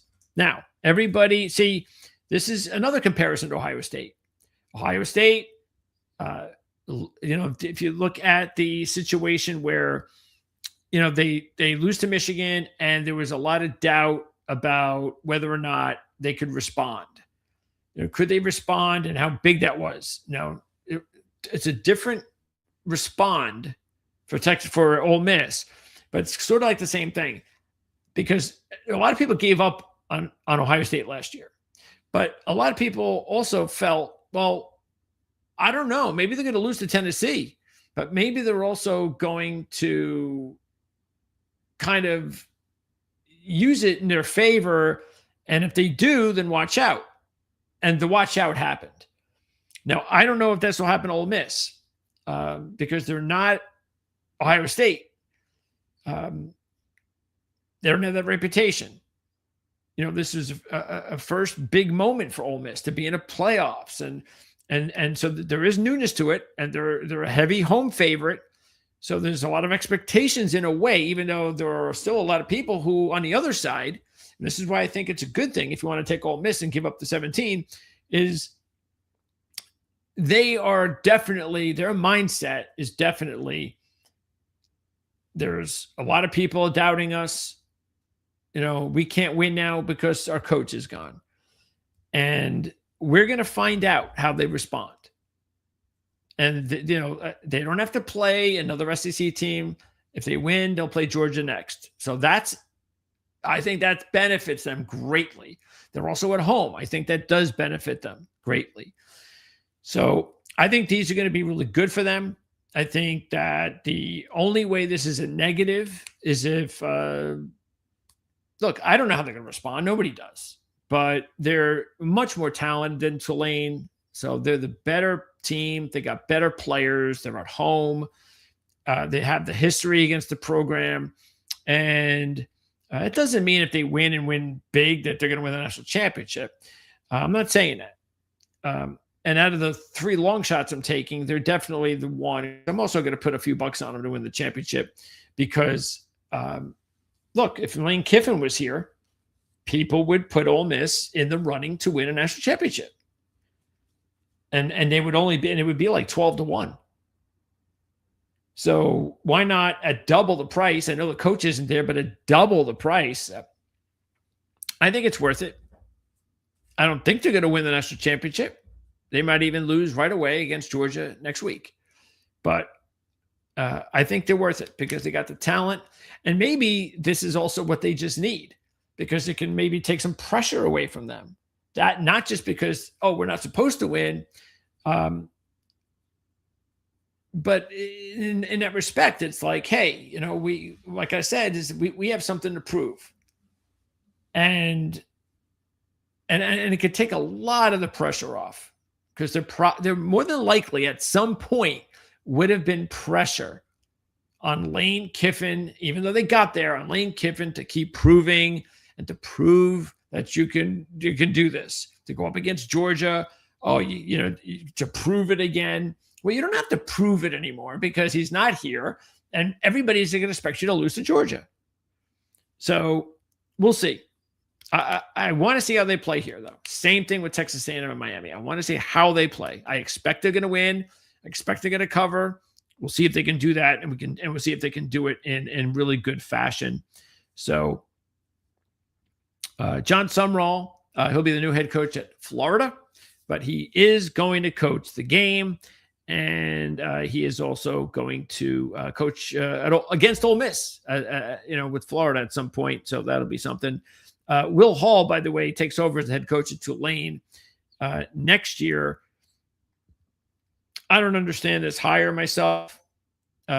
He was a successful Division II head coach, but did not do well at all at Southern Miss. That was a bad program. That's the reason why everybody had these high accolades for Huff, because Hall did so poorly there. So Huff comes in, and Southern Miss is a win away from being in the championship game all of a sudden, and he gets the Memphis job. And then Will Hall gets the head coach of Tulane. But that's next year. And then Oregon and James Madison.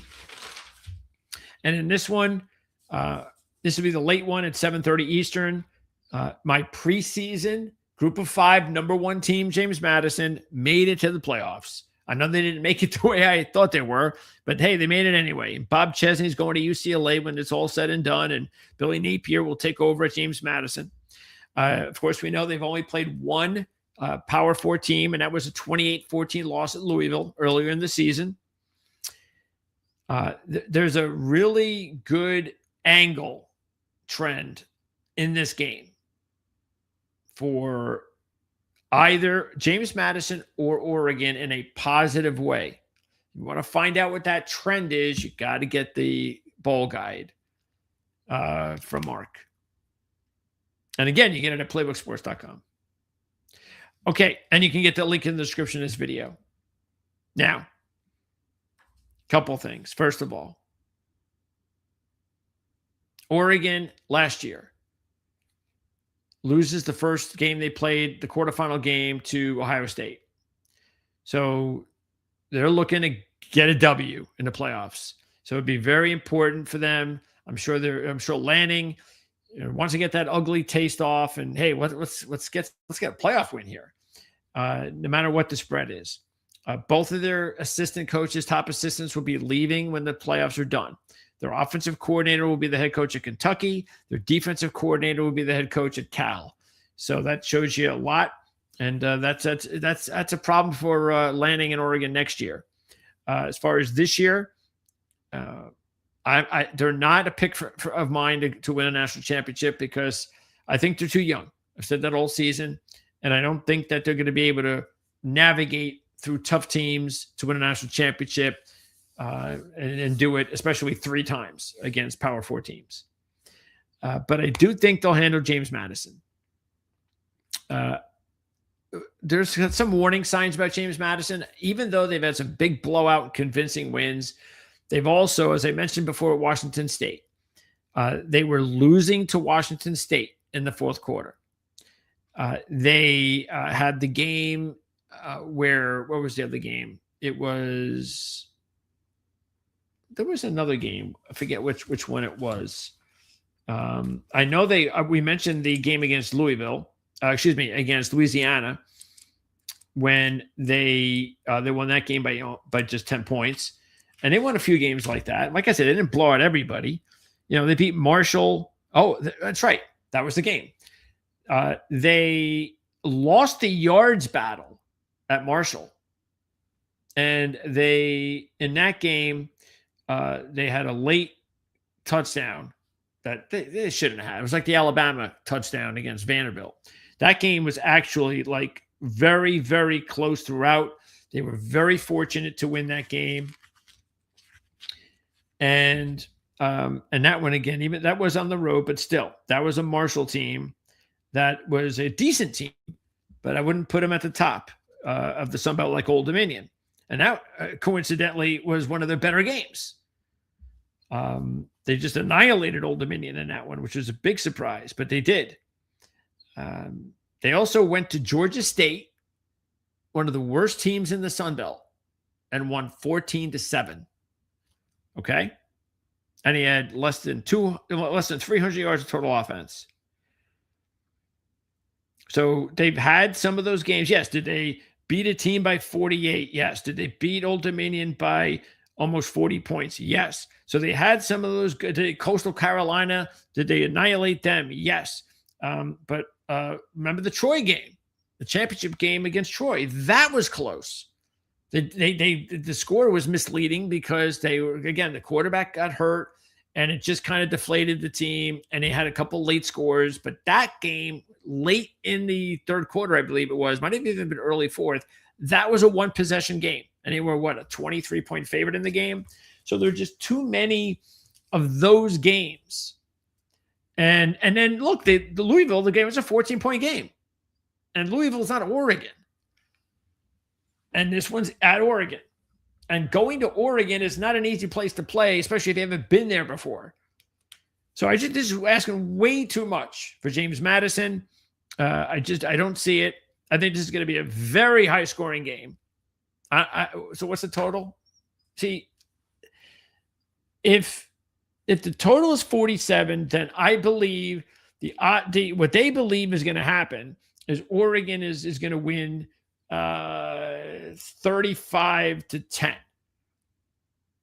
That's why they got 47. But I think James Madison will score, and I think Oregon's also going to score. So I'm looking at this as more. I'm definitely going over, but I'm not a totals guy. But I would definitely go over here. I think the only way this is not an over is if James Madison scores 3 points. They don't score in double figures, probably. That's it. And I'd be surprised by that because, again, James Madison has shown the ability to have, a big offensive game. Now, look, they're a running team. They can throw the ball, but they're a running team. Let's see. What's their rush offense? 5th in the country. All right.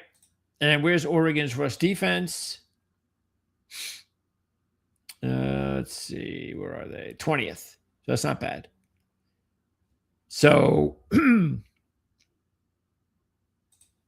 so I think James Madison will be able to do something, but Oregon would just be too much for him, and I'll look at something along the lines of like, again, if I was going with the total, which I'm not good at, I would do something like, I don't know, 48 to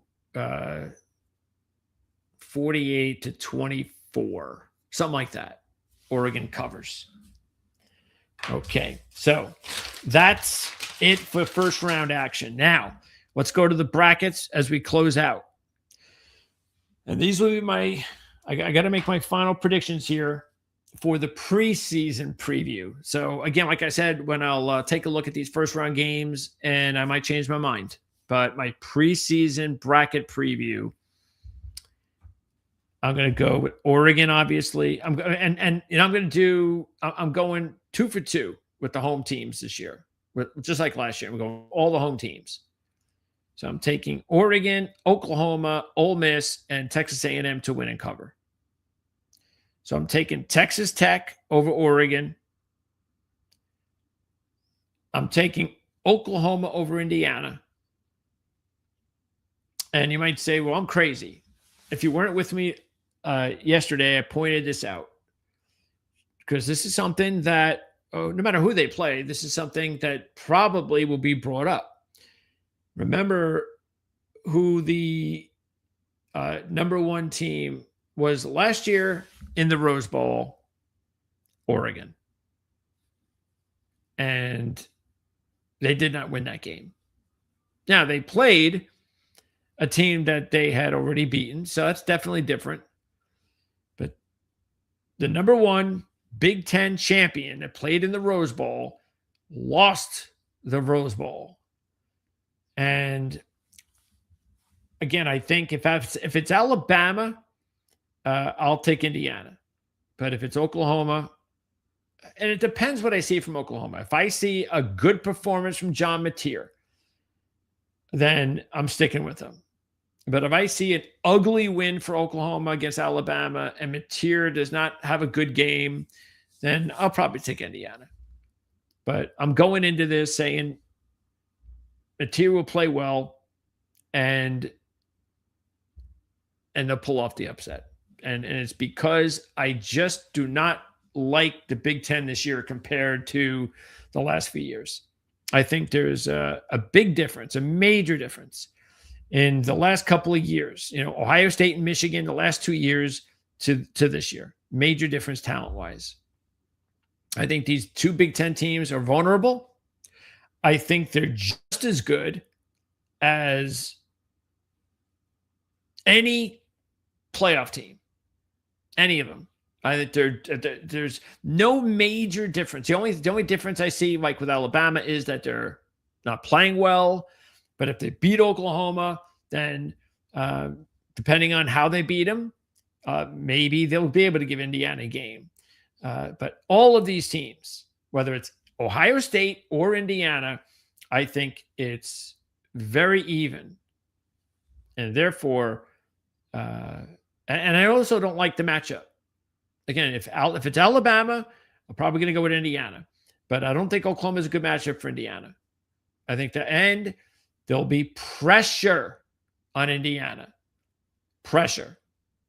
There was no pressure on Indiana against Ohio State in the Big Ten championship game. They were the dog. No pressure. They will now be dealing with pressure. They are the number one team in the nation. They are undefeated. They have not lost yet. And they've never been in this position before. This is not a program. Yes, did it get their feet wet last year? And that is the important thing. No question about it. Very important that they did play last year. I think they'd be much more vulnerable if they had not this year. But they did get that last year. And maybe that's what they need. Again, maybe if they and look, can Indiana and Ohio State win the national championship? Maybe they play each other. It's a rematch. Absolutely. But I see no value whatsoever in taking two teams or even Georgia that are all short prices to win the national championship. And I do not see a major difference in talent between those teams and some of the others where I'm getting much more value. There's no value with these three teams. Even though Georgia's getting twice as much, the reason why there's no value with Georgia, I'm only getting 5-1. And Georgia will have to beat Ole Miss twice. Then they got to beat Ohio State just to get to the, again, I'm going chalk, just to get to the championship game. And then they'd have to beat Indiana, the number one team in the country, undefeated. And I'm getting 5-1. That's all you're giving me? Come on now. I'll keep that money there. This is where you start to get, okay, I'm not saying it's great value, but okay. I mean, now we're getting decent odds, or Texas Tech, Oregon. And then here is, without question, the big value. Texas A&M, Miami, Ole Miss. I do not think Oklahoma has what it takes to win a national championship. I think they can win a couple of games, but I don't think they can win a national championship. I don't think they have enough offense to do that. Unless, of course, Mateer just lights it up. And where was he? Where was his stats early in the season? Because even though, here's Oklahoma. Let me see. Here he is. Okay. So early in the season, he started looking like the real deal. And he had the big, look at that, almost 400 yards to an FCS team. It's a nice start. Then he has a really good game against a quality opponent, Michigan. Comes right back, easy win against an easy team. Then Auburn, a very good defensive team, puts up good numbers. And then the injury happens. Okay, so this John Mateer, if Oklahoma can get this John Mateer, then watch out. So at 50-1, oh yeah, I mean, it's sort of like Ole Miss in a way, as far as I'm concerned. It's like, I don't really think Ole Miss will win a national championship. I don't really think Oklahoma will win, but I'm getting 25 and 50-1 to win with this type of quality. And look at it this way too. Taking a look at the bracket for both of these types of long shots. Let's just say just those two particular, because there are different brackets. So just like I see with Ole Miss has a different, they got a tougher road, I think, because they would have to potentially beat 3-2 just to get to the championship game. So to win a national championship, they might have to beat 3, 2, and 1.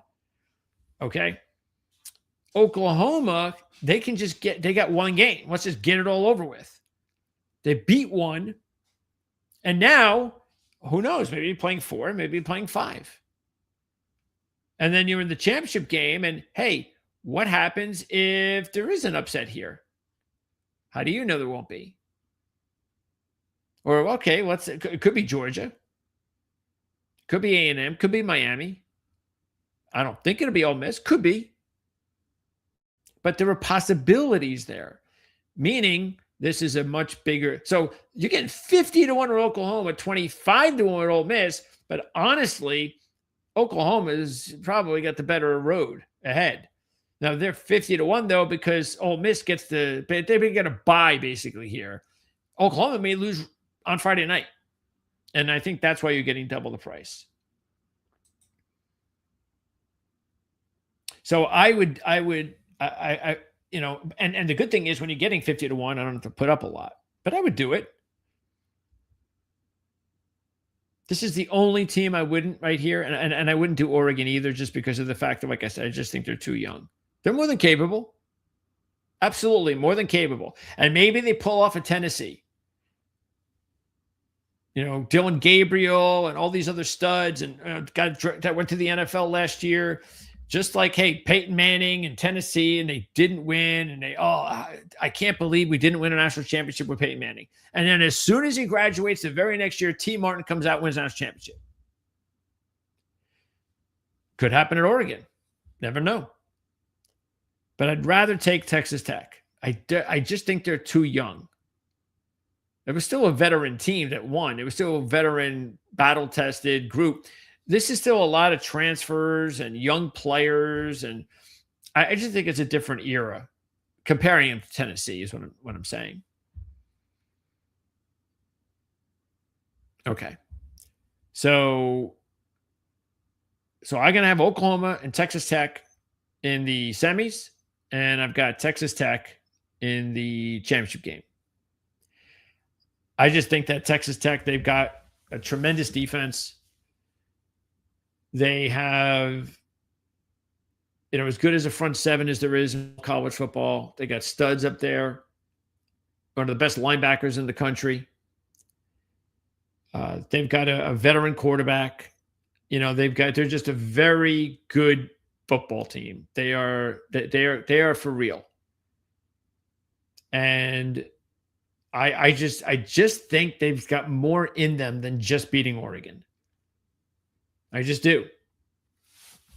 And look, they're not battle tested more than Indiana. I'm not trying to say that. They're not. But hey, they're 25 to 1.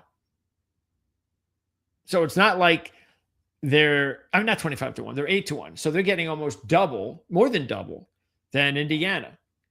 So that's the way it should be. Indiana's more battle tested. They deserve to be. Now, I'm not saying they should be 2 to 1 because I don't think they should be. I would rather see Indiana. Obviously, honestly, I think they should be more like 5 to 1 or 6 to 1, just like Ohio State should be, and all these other teams should be moved back a little bit. You know, maybe Texas Tech should be 12 to 1 or 14 to 1. But yeah, they should be more than double of Indiana. I got no problem with that. But matchup wise, if they play each other in the semifinals,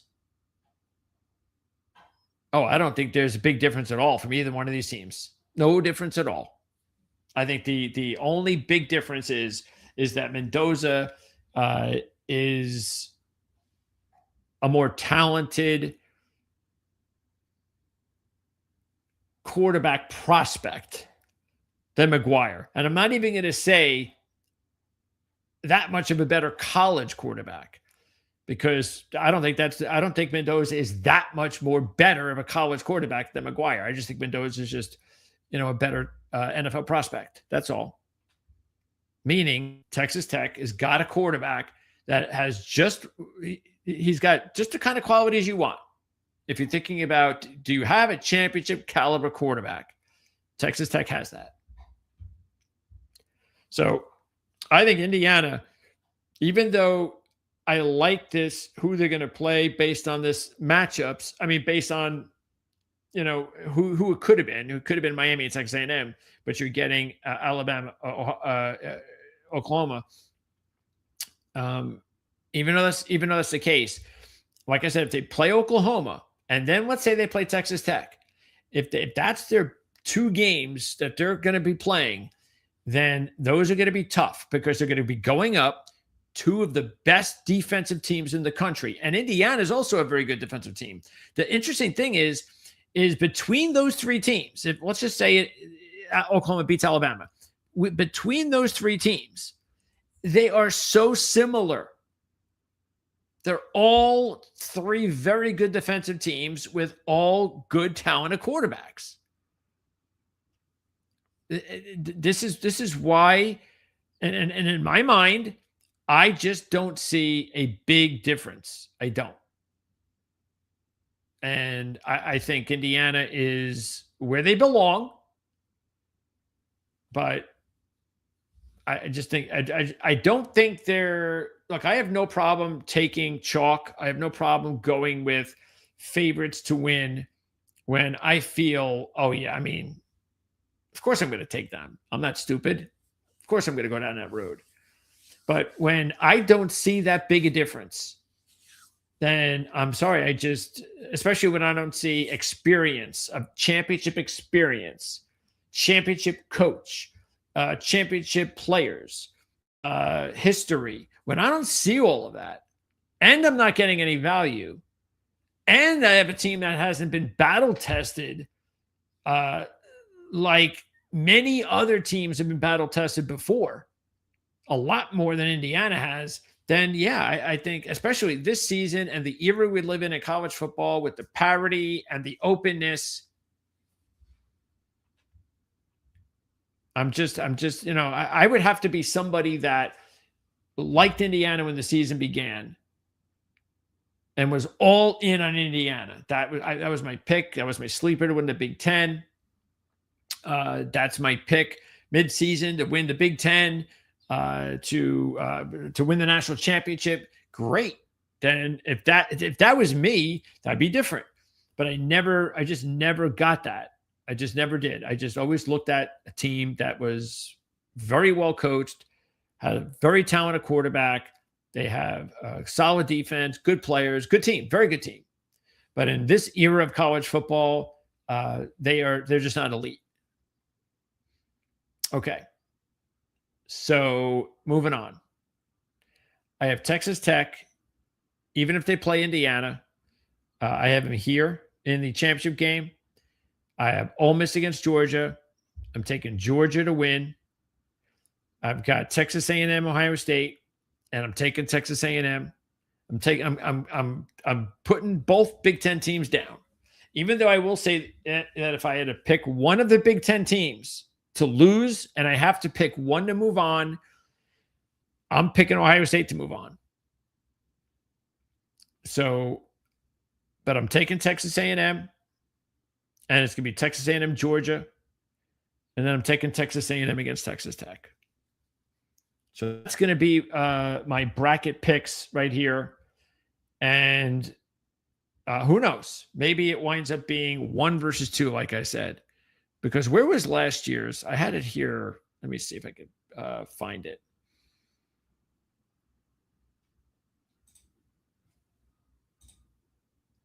Okay. Almost forgot something there. Let's see. 2024 college. Oh, wait. Cancel. Yeah, I don't want to be here when I do that. Come on. What are you doing that for? Move this over. Okay. 2024 college. There it is. Okay. Let's see. Nope. I don't want that one. It's too big. Went through this yesterday. Yeah, let's just do this one. Wikipedia one because it's really small, but I know I can fit it on the screen. Okay. So I'm going to close by just going over a refresher of last year's bracket. The only time we've ever had a 12-team playoff. Okay. So here we have this. Okay. So remember, now I know they changed things around no automatic championship team went to the Final Four, got a bye. I mean, which actually turned into be a stupid decision because of that we don't have Notre Dame in the playoffs. So it turned out to be a stupid decision. And we should have had Duke. Duke should be there, not James Madison. Even though James Madison was my preseason, I remember this.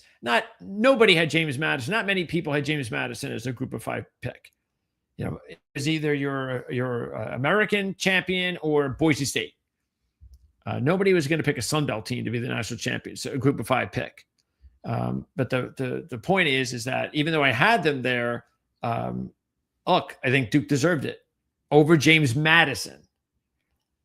Okay, still, I think Notre Dame should have been there. I'd still have Alabama. I still have Texas, Vanderbilt, all those teams over James Madison, of course. But hey, if James Madison's going to get in, then I'd because Duke wasn't highly ranked enough, I think that's wrong. And it's wrong because it's simple. Duke played a Power 4 schedule week in and week out. James Madison didn't have to do that. It's one thing if you want to have a Group of 5 representative. That's fine. I have no problem. I think that's great. I think that's the way it should be.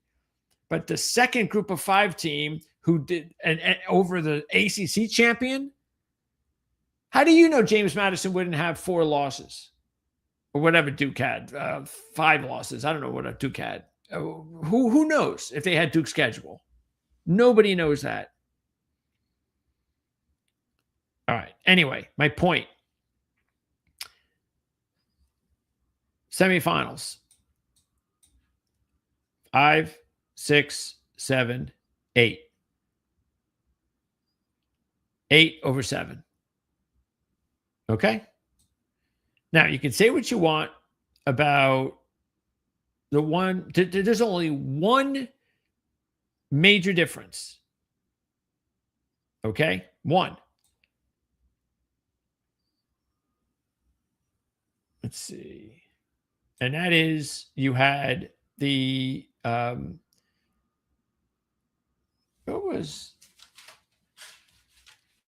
good was Boise last year? Man, Ashton Genty sure was awesome last year. It's too bad he's on the Raiders, huh? They were ranked. Oh, they didn't have him there? I got to look at UNLV. 10th. So Boise was ranked 10th in the championship game. Okay. Anyway. So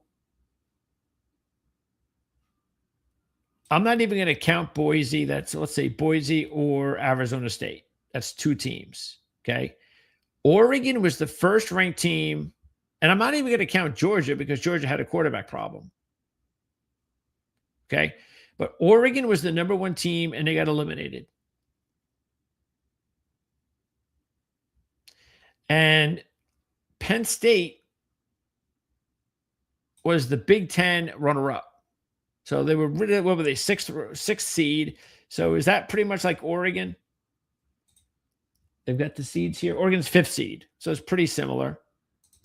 And yet Penn State made their way all the way to the semifinals and lost a very close game to Notre Dame, who was the 7th seed. So even if Notre Dame was considered like the 5th seed, let's say Penn State's the 4 seed, and because, we have a couple Arizona State and Boise State thing in here. So let's just say we're going to give a couple spots. It's still 5 against 6 in the championship game with 4 against 5 and say 5 against 6. And here, that's pretty much like Ole Miss, Oregon, Texas Tech. I mean, Texas A&M is right there. Because realistically, I mean, 7 and like, let's see, Texas A&M at 7. And so I have 7 against 4. What was it? It was 7 losing to 8.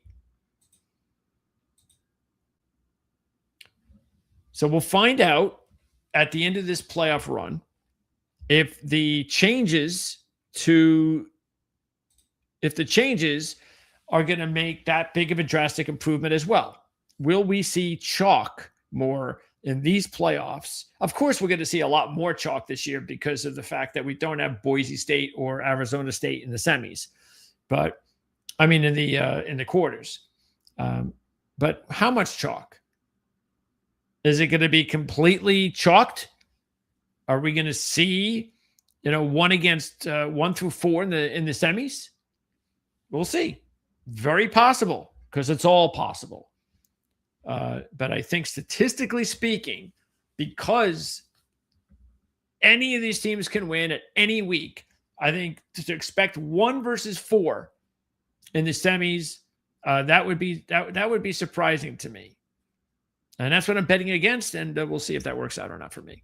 Okay, so we'll talk more about all this stuff next week, of course. We'll have the show tomorrow at 1 o'clock. The guys in Las Vegas, 3 o'clock Eastern, the guys in Las Vegas. We will return on Thursday with the Playbook ATS podcast, and then again on Friday. So we'll talk more NFL college football here with our group on Thursday and Friday. You can get NFL tomorrow with the boys from Las Vegas. And I'll talk NFL with these guys coming up in the next couple of days. I don't expect to do any sort of NFL show. Just taking a look at my NFL stuff here. I got all this college football. Where did I put the NFL stuff? Oh, there it is. And of course, it all kicks off on Thursday with a major game with the Rams in Seattle. I actually like the Rams in that one, but I haven't done my research yet. Let's see. I like the Rams. Anything else stick out? I think the Bucs are going to be just fine. But Carolina seems to play a lot better whenever their backs are against the wall, and they're not very good in the opposite direction. Kansas City is going to be interesting to see how they react. I really like the Chargers against the Cowboys. Let's see. I like Denver against the Jags. Pittsburgh's getting a lot of points from Detroit. I like New England against Baltimore on Sunday Night Football. And I like the Colts against San Francisco. The Colts, a lack of respect. I mean, Phillip Rivers goes out there. It doesn't have a phenomenal game, but he goes out there, and they're a 53-yard field goal miss away from beating Seattle as a 13.5-point road dog. And he makes the field goal, and they lose. And now they're going home, and they're a 6-point dog to San Francisco, a team who's feasted on, a patsy schedule. So, yeah, I'm very surprised by that. No respect with the line there. So I think the Colts might be a really good money line play. But anyway, we'll talk more about that in the next few days. You have more than enough expert handicappers to check out here on Proline TV. And I'll go over my stuff more than likely with these guys. If not, we'll definitely have a bunch of games on Thursday with Mark. And then when I'm in control on Friday, I'll make sure to go over all the other key games, because there are about a handful of games that really don't matter, but a good enough amount of games that do. So looking forward to that. Anyway, Seth, appreciate it. Likewise, I see that comment just came out a few minutes ago, so I'm glad you found us, and I hope you do. Hope you have a really good bracket. And again, remember, I have the thumbnail that's going to come out. I'm going to post a separate video that's just for the bracket predictions. And I've already created the thumbnail, and it says, no chalk allowed. So that's basically what this bracket was. It was a no chalk bracket. It doesn't mean that, that was just how I like it when it's, let's just don't go chalk and see what happens. No, it's just that's just going to be my bracket. It's just going to be the way that it is. So, but I just wanted to prove a point with last year's bracket. That we saw what happened last year. That's not the reason I did it this year. Matter of fact, I think last year was a great example, though, just like it is this year, of it is just wide open now in college football in the playoffs. Any of these teams can win at any time in any week. And I just see a lot more of that. Well, look, I think we'll find out with the first round, because remember last year 4-0 straight up ATS first round. If that changes right off the bat, and we'll find out to begin with on Friday night, maybe that's the first sign. That's the way I always look at it. Like if I see Alabama beating Oklahoma on Friday night, all right, I'm going to start changing some of my opinions already, because that'll be the first road team winning. But if Oklahoma wins, then I'm gonna be like, okay, home teams again on Saturday, all 3 games. I'm going with it. So we'll see. I think that definitely could come into play. So we'll find out. We'll see how the brackets compare as we move along here. And as I said, we'll talk a lot more NFL too, starting tomorrow. I'm not sure if Jim Feist is going to be available tomorrow. I know he's battling hard. He's got these treatments for the cancer. And so he's up and he's down, he's up and he's down. So I hope he's up tomorrow, but we're all telling him to take his time and just relax and don't worry about going anywhere, doing anything, because getting healthy is the primary thing. And I'm sure he's going to heed that advice. So I don't think he needs us to say that to him. He knows he needs to just get healthy, and that's what we're all praying for him. And we all have all the confidence in the world that he will. So, you know what it is when you're dealing with those types of treatments, it's a killer, and it really messes with you.